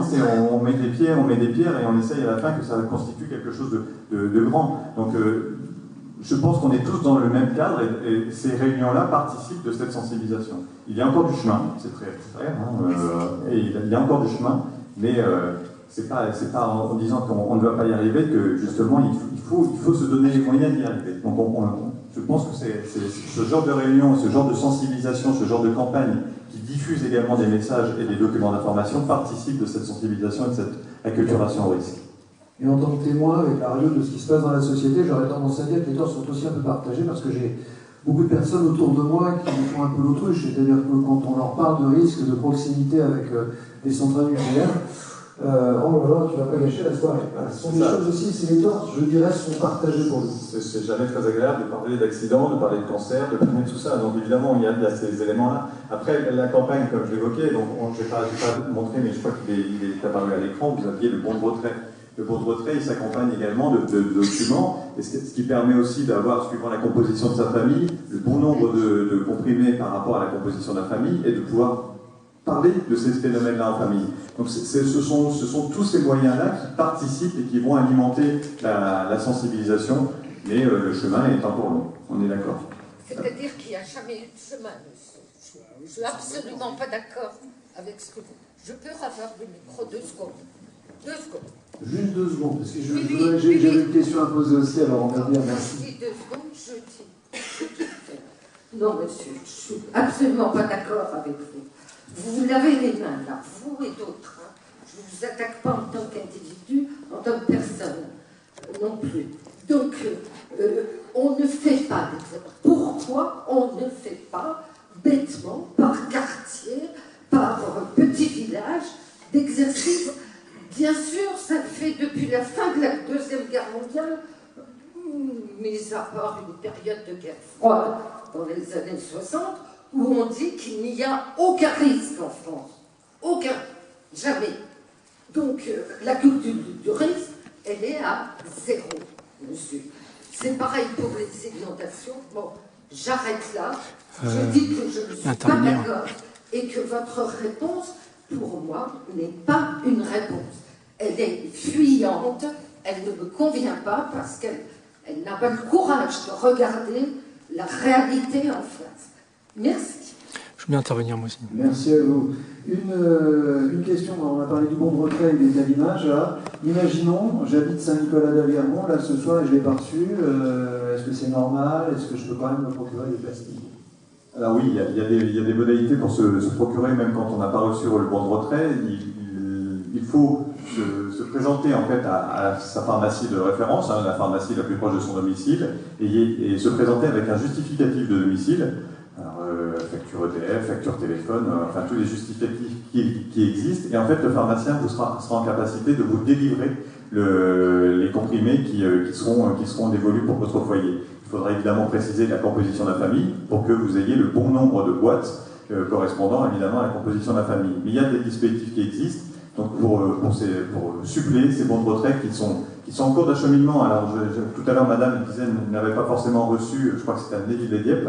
On va préciser la question de madame, c'est qu'en fait elle a manqué son tour, me dit-elle, en 2016, elle est allée trop tard. Ouais. Alors est-ce qu'elle peut y aller maintenant? Alors elle peut y aller maintenant, mais elle peut surtout se rapprocher de sa mairie, puisque la mairie, en fait, comme dans toute commune, on a des nouveaux habitants tous les ans, et donc la mairie, puisque c'était une campagne qui avait été faite en 2016, donc la mairie dispose de stock, justement, de comprimés d'iode pour ces nouveaux habitants, ou pour les personnes comme vous qui ont peut-être topé cette campagne de 2016. Donc la mairie, en fait, est en capacité de vous délivrer le nombre de boîtes et de comprimés d'iode qui vous sont dévolus. Dans la question de madame, également, la date limite d'utilisation de ces pastilles, est-ce qu'il faut les renouveler régulièrement? Alors, le renouvellement, c'est lié justement aux nouvelles campagnes. Donc, les campagnes de distribution qui sont faites sont justement cadencées pour permettre d'avoir ce renouvellement. Il faut savoir que la durée de validité des comprimés d'iode, c'est de 7 ans. Et donc, voilà, toutes les campagnes, de toute façon, les prochaines campagnes seront faites avant cette fin de validité pour avoir justement des comprimés d'iode qui sont bons à manger, bons à ingérer en cas de besoin. Merci beaucoup. Est-ce que vous avez des questions toujours dans le cadre de ces interventions que nous avons sur la santé, sur les pastilles d'iode, Candide Lefebvre? On va vous apporter le micro. Bonsoir. Bonsoir, merci. Non, c'est pas une question, c'est juste un complément de réponse, monsieur Mabi, c'est que Neuville-les-Dieppe en 2016 n'était pas dans le périmètre des 20 km, était dans le périmètre des 10. Voilà. Donc, madame, vous pouvez pas juste refaire sur les 20 km. La campagne de distribution, de demande des cachets est en cours, madame. Je réponds, madame, de Neuville-les-Dieppe. À Grège. Sur Dieppe, tout Dieppe n'a pas encore reçu son dispositif et son dispositif. Je rappelle une chose, c'est que dans le périmètre, la loi donc, qui a été promulguée sur le passage de 10 km à 20 km, avait fait 2 cercles concentriques autour des 2 centrales. Et il y avait au milieu ce que j'appelle une zone blanche. Et j'ai proposé à la préfète de l'époque de ne pas tenir compte de ce périmètre-là et de faire une ovalie. C'est-à-dire qu'on a réuni les 2 cercles pour qu'il n'y ait pas cette zone blanche qui était en plein milieu derrière. Et ensuite, on a calé les communes, le nombre de communes, en respectant les limites administratives. Ce qui fait qu'il y a des communes qui pourraient être dans le périmètre de Palluel, qui se trouvent dans le périmètre de Panly, et c'est la totalité des gens qui habitent dans ce ballon de rugby, si je peux m'exprimer ainsi, des 20 km. Concernant maintenant la campagne c'est lié aussi aux mairies. Donc si vous n'avez pas reçu, il faut aller voir la mairie en disant je n'ai pas reçu dans mon quartier, moi je me suis posé la question derrière. Je vais juste faire un complément sur la composition des familles. Il faut savoir que tous les établissements recevront du public. Toutes les écoles ont des pastilles pour les gens qui sont chez eux. Je prends le cas de la sous-préfecture de Dieppe. J'ai estimé, en fonction du taux de fréquentation de la sous-préfecture de Dieppe, d'avoir une capacité de pouvoir fournir des pastilles d'iode aux gens qui viennent à la sous-préfecture.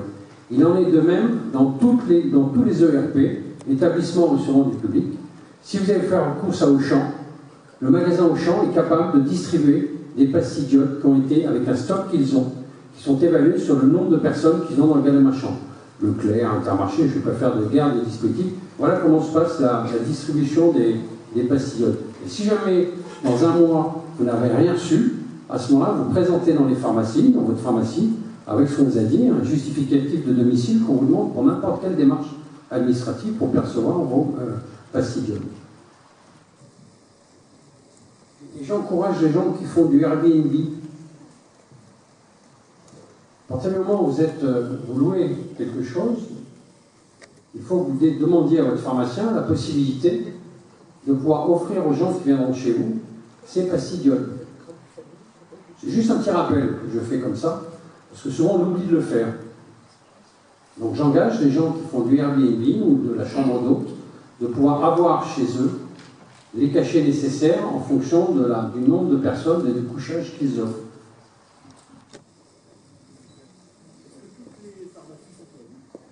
Toutes les pharmacies sont-elles pourvues? Alors, dans les 20 km, dans le périmètre qui était affiché sur la carte, donc le périmètre des 20 km, toutes les pharmacies sont se dotées de stock pour pouvoir répondre à la demande. Ouais, tout à fait. Il y a un ravitaillement de toute façon, si jamais, oui, il y a une pénurie qui se porte, mais il y a un ravitaillement possible. Je sais pas où est le micro, mais monsieur là, une question. Oui, bonsoir. Michel Ellis, alors moi je suis au-delà des 20 km. Admettons fuite nucléaire avec un vent dominant. Bon, nous, comment on va avoir l'équipement? Parce que je pense que c'est un peu ridicule, là, ces propos, là, ce dialogue avec cette limitation de 20 km autour des centrales, non? Vous ne trouvez pas? Là, je vais renvoyer la balle. Vous avez des parlementaires. La loi... Non, mais attendez, nous on est là pour faire appliquer une réglementation. Les parlementaires, préfets, et tout. Regardez ce qui s'est passé. Non, je ne peux pas laisser dire ça. Je ne peux pas laisser dire ça, monsieur. Je ne peux pas laisser dire ça. Là, c'est une loi qui a été décrétée par Mme Ségolène Royal. C'est elle qui a demandé le passage, qui a demandé 20 km. 20 km. Ce sont vos parlementaires qui ont voté la loi. Voilà, c'est tout. Non, mais c'est pas crédible, ça. C'est pas crédible, en tous les cas, c'est la loi française. C'est la loi française. Est-ce que nous avons une autre prise de micro tout là-haut? Cette fois-ci, j'ai regardé en haut, je vous ai vu. Eh bien, dites donc, parlez fort parce que il pleut. Ah, je ne vous entends pas. Est-ce que le micro est éteint ou alors...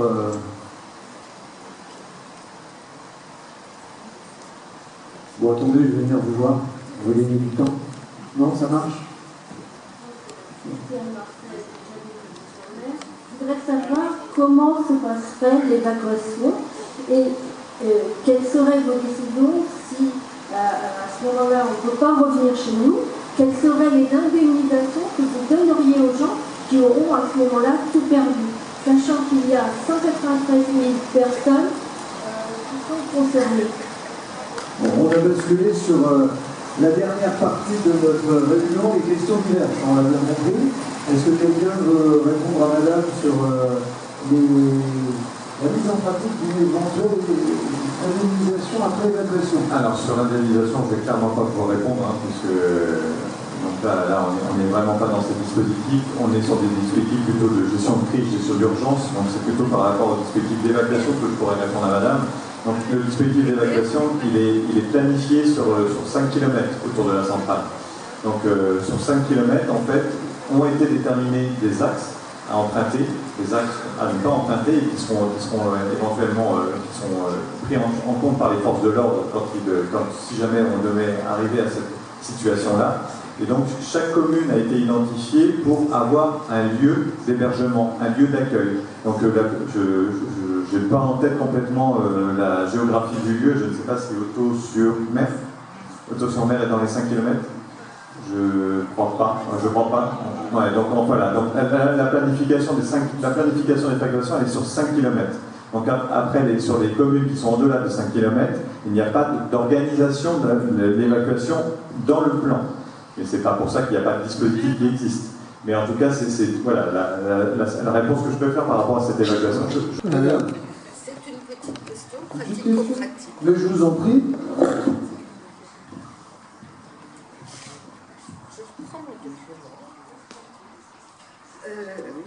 Vient de sortir dans le journal actuel.fr le fait qu'il y avait 5 communes prionnières qui demandaient qu'on lui fasse une information sur les cachets d'iode, qu'il y ait une réunion également. Est-ce que Caclin pourra également se rendre dans ces 5 communes pour satisfaire la population? Communes qui appartiennent à la zone des 20 km? Oui. Donc là, par rapport à la question que vous posez en fonction de cette information de la population, donc chaque commune a été informée, de toute façon, nous, par la CLIN, déjà, puisque nous avons envoyé des documents et des dispositions correspondants, et en même temps, tous les maires qui sont dans les périmètres ont reçu un kit d'information et peuvent très bien, au niveau de leur commune, vous délivrer l'information disponible. Et sans compter que aussi, de toute façon, puisqu'on parle des PPI, mais il y a aussi les PCS, donc les plans communaux de sauvegarde, qui sont aussi là pour ça. Et ça, on avait fait des réunions par le passé, je m'en souviens, on avait évoqué tout cela. Cette année, on a décidé de surfer, entre guillemets, sur une actualité, cette distribution de plastique, parce que c'est ce qui était le plus urgent à vous faire partager, le plus urgent à communiquer. Est-ce qu'on a d'autres questions? Intervention, monsieur? Et puis après, je viendrai vers vous.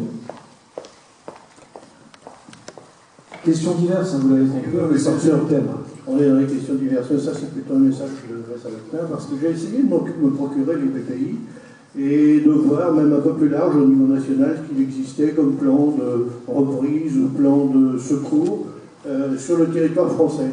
J'ai rien trouvé. Par contre, j'en ai trouvé au niveau du Japon, j'en ai trouvé au niveau du UK, j'en ai trouvé au niveau des USA, mais j'ai rien trouvé au niveau de la France. Donc dites-moi si demain ce sera disponible et nous on peut les trouver. David Poilet, vous avez étudié sur la question que vous l'avez dit tout à l'heure. C'est une début de réponse. Depuis Fukushima, il y a un plan national en cas d'accident nucléaire grave, enfin radiologique grave ou pas grave, mais il y a un plan national qui n'existait pas avant et qui doit être sur le site du ministère de l'Intérieur, il faut bien le chercher. Et normalement, il y a un décret qui oblige de mettre tous les PPI en ligne. Donc s'ils ne sont pas en ligne, c'est pas normal parce que c'est obligatoire. Actuellement non, parce que bon, comme je suis intéressé à la question depuis assez longtemps, bon, je compile pas mal d'informations, et notamment au sujet des PPI, le PPI de la France, je n'ai pas trop. Enfin, les PPI et le plan nucléaire de la France, le plan global nucléaire de la France, j'ai pas trouvé.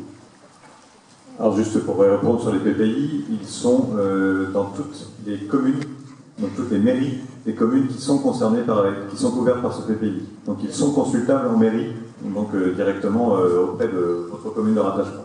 Est-ce qu'il n'est pas plus simple de les mettre sur Internet? Ils ne sont pas sur Internet pour des raisons de sécurité.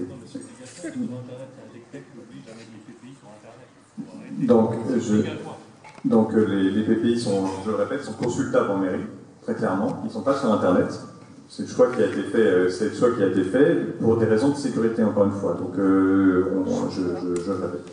Mais pour quelle raison de sécurité? Non, mais il y a un décret qui oblige à mettre les PPI en ligne. Donc si vous ne l'avez pas fait, c'est que vous n'êtes pas dans la légalité. Bon. C'est tout, c'est obligatoire que vous sortiez le décret. Je vais chercher la référence. On tranchera cette question après la réunion pour pouvoir avancer un petit peu si vous le voulez bien. Je vous en remercie. Alain Correa. Oui, bonsoir, merci. Oui, Alain Correa du collectif Stop Opéra, ni à Panly ni ailleurs. Pour faire une réponse à madame concernant l'indemnisation. À Rouen, en ce moment, vous n'êtes pas sans savoir qu'il y a un événement particulier, et il est nécessaire qu'il y ait un décret classifiant la situation de catastrophe technologique. Or, ce décret n'a toujours pas été pris, et apparemment, on a jusqu'au 15 octobre. Les pouvoirs publics ont jusqu'au 15 octobre pour déclarer la situation de catastrophe technologique. Au-delà, apparemment, ce ne sera pas pris en compte. Et cette déclaration de catastrophe technologique met en branle de certaines indemnisations vis-à-vis des assurances, donc il y a beaucoup d'argent en jeu. C'est assez compliqué.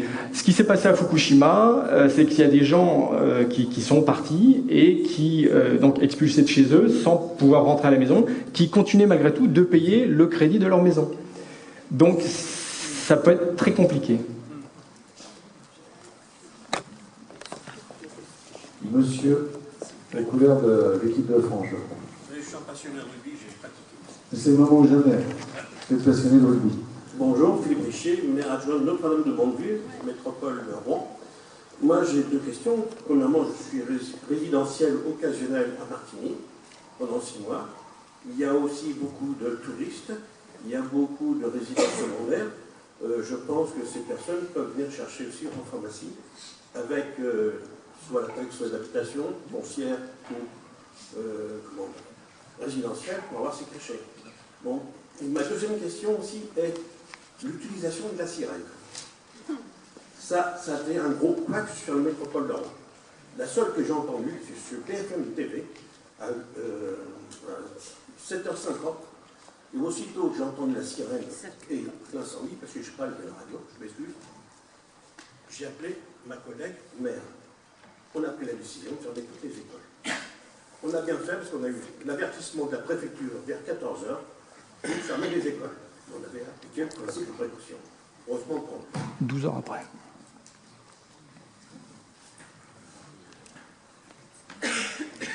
Ça réagit pas dans le là. Monsieur le sous-préfet, une réaction peut-être? Est-ce que vous souhaitez ou non juste répondre sur les éléments factuels par rapport à Rouen. Donc les sirènes ont sonné à 7h50 exactement. Je peux vous le dire puisque deux sirènes ont sonné. C'était un choix opérationnel qui a été assumé par le préfet et qui l'a répété en multiples conférences de presse. Je pense qu'on n'est pas dans le sujet de la CLIN, donc je ne veux pas monopoliser déjà. Les sirènes c'est important et les sirènes c'est important. L'écueil qu'on avait sur cet épisode, puisque parlons clairement, c'est l'épisode de Brisol, c'est que l'accident a eu lieu à 3h du matin. Si le préfet avait décidé d'actionner ces sirènes à 3h du matin, je ne suis pas sûr que l'effet aurait été bénéfique par rapport à la population. Non, mais à 6h, c'était possible. Ça a été fait le matin, et ça a été fait surtout accompagné d'une communication préalable, d'éléments qui invitaient justement et qui diffusaient des consignes par la radio, par des conférences de presse qui ont été faites pour diffuser des consignes justement de limiter son exposition aux fumées, évidemment, des consignes de bon sens, et de limiter ses déplacements. Donc ça a été fait, et ça a été fait en accompagnant des consignes. Monsieur, avant Alain Correa, s'il veut reprendre la parole. Oui, peut-être. Hein.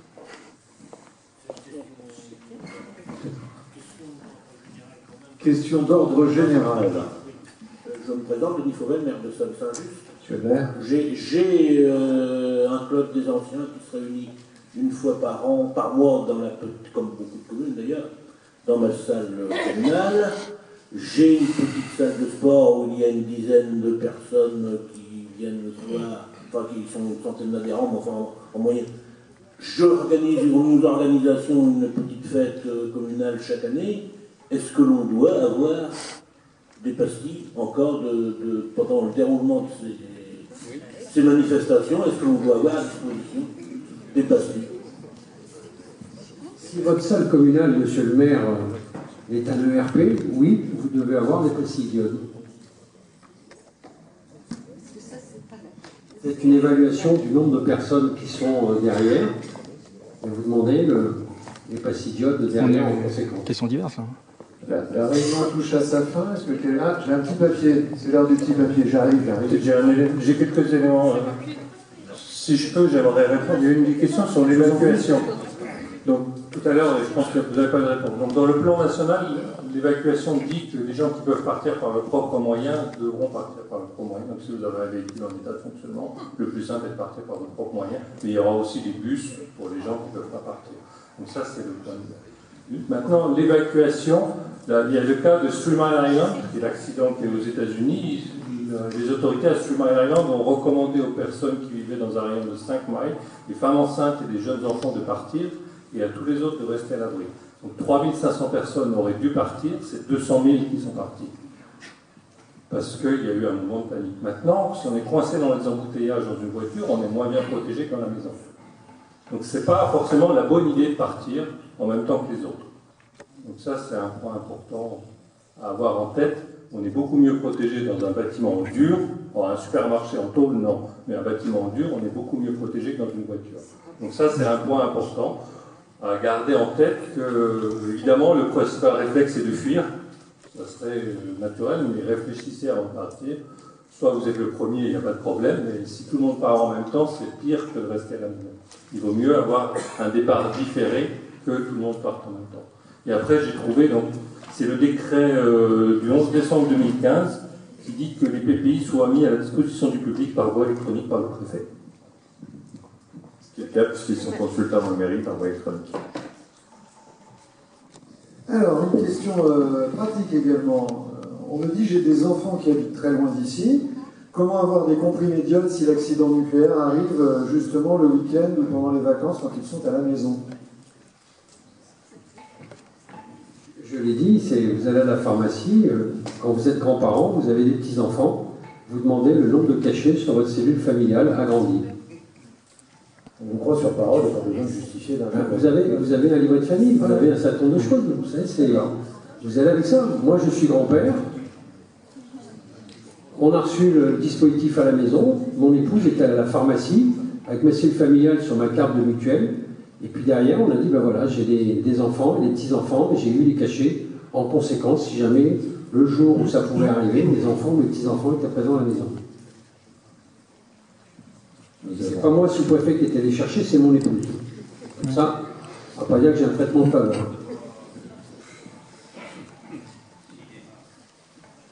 Est-ce que nous avons... Ah, madame, et puis après... Tendez le micro parce qu'on ne vous entend pas. Bonsoir. Bonsoir, Valérie Fromentard. On parle de pastilles d'iode, après j'ai peut-être raté quelque chose, mais combien de temps on est protégé par ces pastilles? Docteur, 6 heures. Oui, mais par exemple, c'est un peu court 6 heures, parce que là, ce qui se passe à Rouen... alors, ce qui se passe à Rouen, c'est pas radioactif. Non, mais je sais que la dioxine est toujours dans l'air, donc la radioactivité, au bout de 6 heures, elle sera toujours dans l'air, donc comment on est protégé, quoi? Alors, je prends la main pour répondre. Pour la première partie de la question, donc c'est 6 heures pour la durée de protection de la pastille d'iode. Ensuite, on l'avait dit, juste pour être plus large, donc la pastille d'iode couvre le risque pour l'iode radioactif, mais il y a d'autres radioéléments. Donc on l'avait déjà dit, mais là, pour le coup, le moyen de protection, c'est de se calfeutrer. Et voilà. Donc 6 heures. Voilà. IRSL. Oui, en fait, l'idée, c'est de parler des plastiques. En fait, on parle de bon sens depuis tout à l'heure, mais c'est vraiment une raison de bon sens. On sait que la conséquence majeure de l'accident de Tchernobyl, ça a été une augmentation des cancers de la thyroïde. On sait que saturer la thyroïde avec de l'iode stable, c'est efficace. Et donc, on est vraiment dans quelque chose de bon sens. Bien sûr, ça ne s'arrête pas à 20 km. Voilà, mais l'idée, c'est de protéger un cercle beaucoup plus large que ce qu'il y avait jusqu'à maintenant. Et puis, si le panache de Fukushima, on sait que le panache peut aller au-delà de 20 km, et à ce moment-là, il y a des sites de stockage d'iode qui sont dans chacun des départements. Et l'idée, c'est d'avoir une distribution au-delà, si en effet le panache s'avère passer au-delà de 20 km. Et pour répondre à votre question, oui, on parle de 6 heures, mais c'est pareil que les 20 km, ça ne s'arrête pas pile à 6 heures. Donc en fait, vous avez une certaine cinétique finalement de protection, et l'IRSN est en train de travailler dessus avec une recommandation qui est que si les personnes doivent rester protégées, donc à l'intérieur de leur maison sur une période plus longue que finalement la période de rejet, et bien à ce moment-là, une deuxième pellicule peut être envisagée pour avoir une protection plus longue. Voilà. Mais vraiment dans un cas où l'évacuation n'est pas recommandée et où on est toujours dans une cinétique finalement plus longue que ça. Voilà. Et non, ça ne s'arrête pas pile poil, ça précisément. Il faut prendre sa pastille et même plus longtemps, il y a un effet qui, voilà, c'est une décroissance progressive de la saturation de la thyroïde. Messieurs, dames, peut-être avons-nous besoin du micro en bas, je crois. Alain Correa, oui, je veux bien, oui. Vous voulez poser une question, apporter quelque chose? Deux remarques, oui, deux remarques. Une remarque ou deux? D'accord. Alain Correa. Oui, Alain Correa du collectif Stop Opère. Il n'y a pas en ligne ailleurs, et membre de la CLIN du collège associatif. À plusieurs reprises, nous avons demandé à ce que cette soirée, dans le cadre de la diffusion de l'information de la CLIN et de la culture du risque, dont il a été fait mention ce matin sur France Bleu via le responsable de la Chambre de commerce et d'industrie de la métropole qui regrettait qu'effectivement il n'y avait pas de culture du risque. Et donc, dans le but de développer cette culture du risque, nous demandons depuis plusieurs années que cette soirée soit retransmise en direct sur Internet. Ce qui, aujourd'hui, en 2019, se fait sans problème. La faculté de Rouen, lundi midi, entre midi et 2, a fait un direct au sujet de ce qui s'est passé à Rouen. Les conséquences sanitaires de l'incendie de Lubrizol. Donc un direct sur Internet et multisite. Et nous, il semblerait que la CLIN ne soit pas en mesure de faire ça, et on le réclame depuis de nombreuses années. On nous rétorque que cela éviterait que les gens se déplacent. Quand on voit ce qui se passe à la télévision, les matchs de football, le Tour de France diffusé à la télévision, ça n'empêche pas les gens de regarder aller sur les terrains. Je pense qu'il en serait de même pour nous, et ça augmenterait la zone de diffusion de l'information de la CLIN, dont le cœur de métier, c'est de diffuser de l'information. Donc c'est un petit peu dommage que la CLIN, en 2019, se prive d'une diffusion sur Internet. Bon, ça c'est une chose. Ensuite, sur ce qui s'est passé à Rouen avec Lubrizol, et notamment le retard à l'allumage des sirènes. On se rappelle que l'incendie a eu lieu vers pratiquement 3 heures du matin et que les premières sirènes ont retenti pratiquement à 8 heures. Monsieur le maire, je ne dis pas de bêtises. Donc ça fait grosso modo, ça fait 5 heures. 5 heures, c'est le temps qu'il a fallu à un des réacteurs de Fukushima pour entrer en fusion. Une fois que vous avez un réacteur qui est entré en fusion, c'est Inch'Allah, chacun pour soi et le bon Dieu pour tous.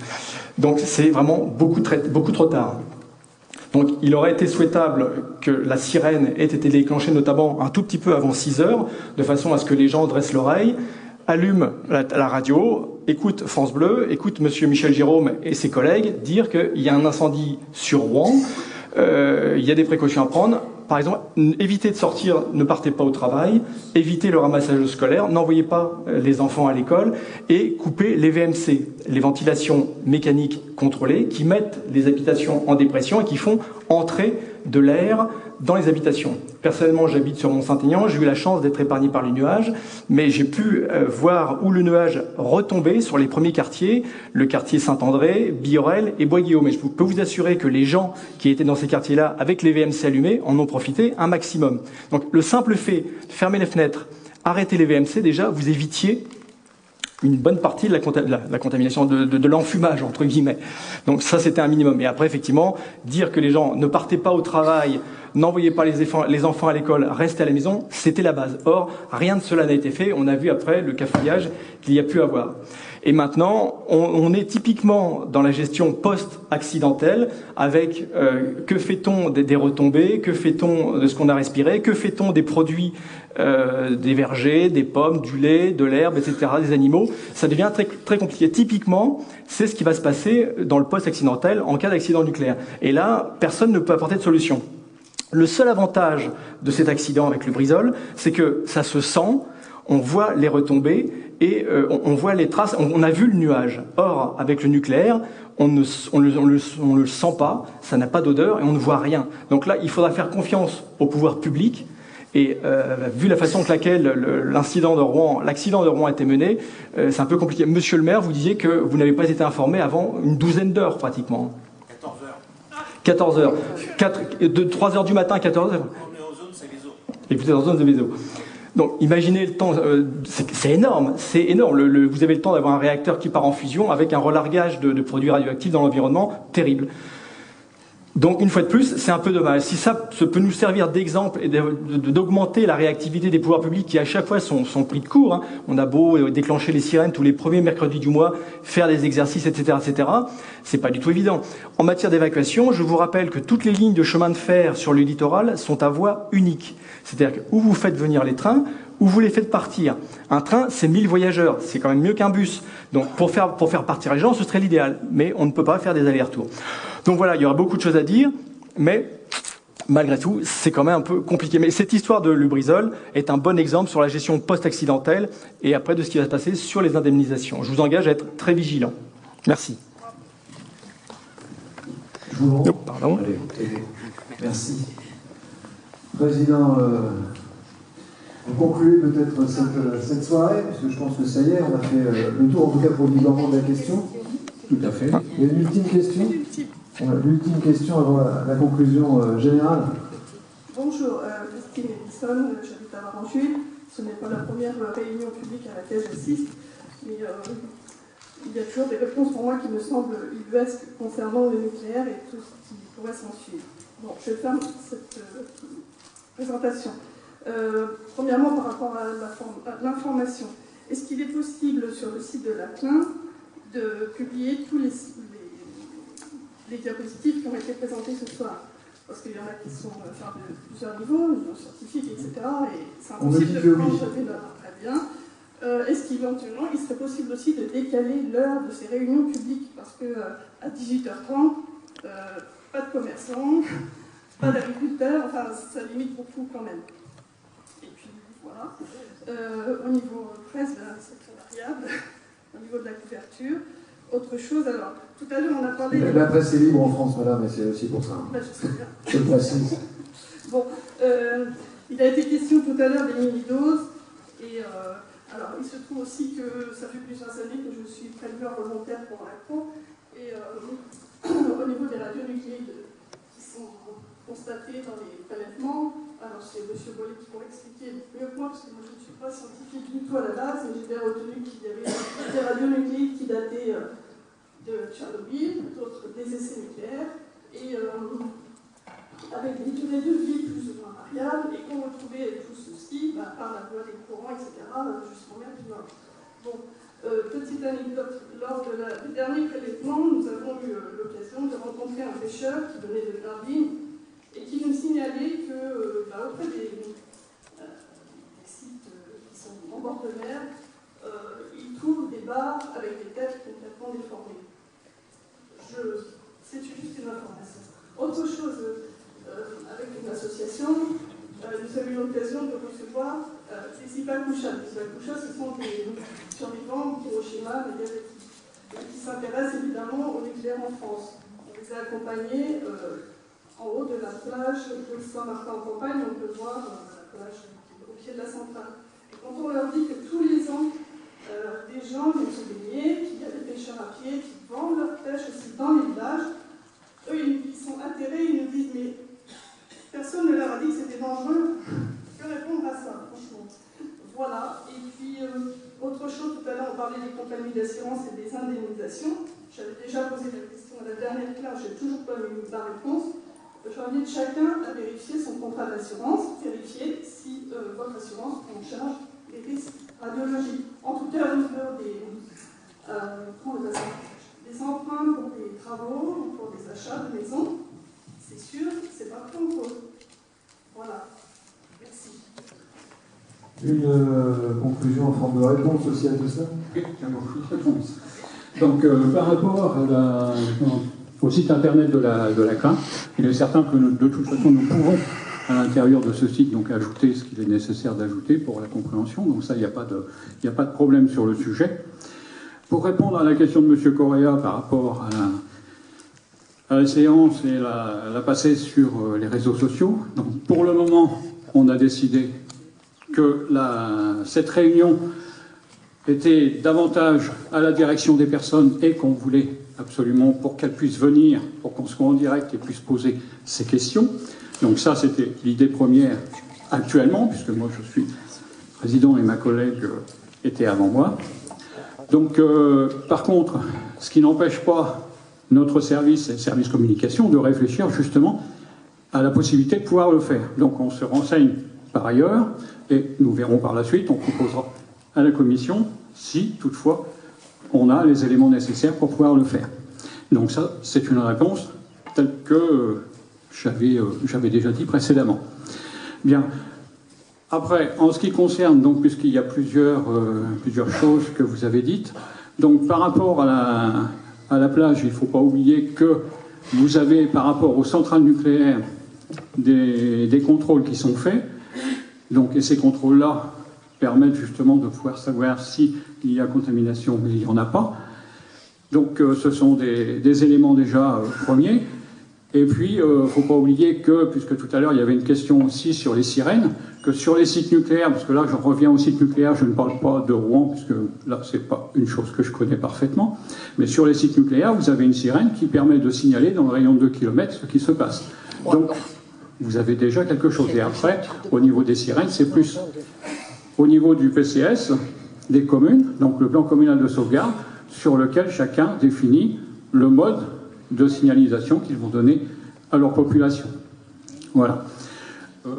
Est-ce que la population connaît le rythme et la durée des critères de son pour l'alerte nucléaire? Il faut informer. Voilà, c'est ça qui est important. Parce que là par contre, oui. Par un incendie ou autre. Par contre, par rapport à ça, c'est exactement donc la communication par rapport à la commune et son système mis en place pour pouvoir communiquer, mais sachant que dans le système de communication tel que vous l'avez actuellement, vous l'avez aussi avec les pompiers en cas de problème d'incendie ou de choses. Donc c'est une communication qui peut se faire directement en posant la question à la mairie ou par rapport à ce sujet. Une précision peut-être avec Laurent Nabir sur ces sirènes, est-ce qu'elle est différente en fonction de la nature de l'accident? Non, justement. Les sirènes d'alerte, en fait, elles ont elles ont un signal qui est identique, que ce soit un risque industriel, un risque nucléaire ou un risque naturel. Donc en fait, la typologie du son et la modulation du son sera la même. On est sur des séries de 3 fois 1 minute 40 d'un son modulé. Donc ça monte, ça redescend. Donc c'est 3 fois 1 minute 40 et quel que soit le type de risque, c'est le même signal. Encore faut-il les déclencher. La sirène dans la centrale et dans les communes édite le même son.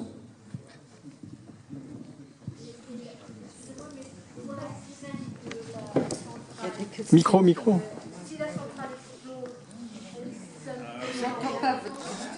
Alors, Madame dit, en cas de catastrophe globale, si la sirène ne peut plus résonner parce que la centrale n'est plus opérationnelle. Dans ce cas-là, ce sont les sirènes à l'extérieur, j'imagine, on peut plus juste... En fait, la sirène n'est jamais seule. En fait, on a ce qu'on appelle un réseau de sirènes. Et si une sirène est inopérante, que ce soit pour un problème majeur dans une centrale ou pour un problème électrique ailleurs, on peut avoir, donc on a ce réseau de sirènes qui fait qu'il y a une redondance du signal par la reprise des différentes sirènes. Donc c'est jamais une sirène seule, mais plusieurs, tous sont intégrés dans un réseau, en fait. J'ai compris que c'est histoire mais quand j'entends tout le monde parler, en fait tout le monde a peur du nucléaire, et vous dites qu'il faut avoir l'éducation du risque. Or, parallèlement, on nous met à 80 km sur les routes pour le principe de sécurité. C'est pas logique. Alors on rentre dans un débat national, madame, auquel la réponse risque de ne pas être trouvée ici à Saint-Nicolas-Galiernon. Entendu, et tout le monde a peur du nucléaire, et on peut se demander effectivement pourquoi nous imposer cette forme d'énergie alors que vous n'avez aucune solution, puisque ça peut durer des milliers d'années, pour subir les risques. Donc pourquoi aller vers le nucléaire et peut-être même un EPR? Deux EPR. On dépasse largement la thématique de la santé. Je vous invite peut-être à continuer à en discuter après la réunion, mais je vais inviter Jean-Michel Vancier à conclure maintenant, parce qu'il est l'heure. Bien. En conclusion, tout d'abord, remercier Blandine, Madame le maire de Saint-Nicolas, de nous mettre à disposition cette salle. Merci à toutes les personnes présentes donc d'avoir œuvré ce soir avec différentes questions. Et puis merci aux intervenants, donc que ce soit l'ACRO, que ce soit CIRA 7PC, Monsieur le sous-préfet, Monsieur le médecin du travail, Madame, Monsieur de l'IRSN, à vous, notre animateur, merci à vous. Et puis, pour vous dire simplement que la CLIN, c'est avant tout pour nous une question d'information et que, de par là, à travers cette soirée, nous avons continué à promouvoir cette information et plus particulièrement, là bien sûr, en s'appuyant sur le CIRA 7PC et la sous-préfecture pour les distributions de comprimés d'iode et d'autres éléments. J'espère que cette soirée vous a plu, qu'elle a été intéressante pour vous. Merci à vous et puis à bientôt. La semaine prochaine, pour certains peut-être à Grainville-la-Teinturière. Bonne fin de soirée et à demain matin sur France Bleu, votre radio d'alerte au cas où.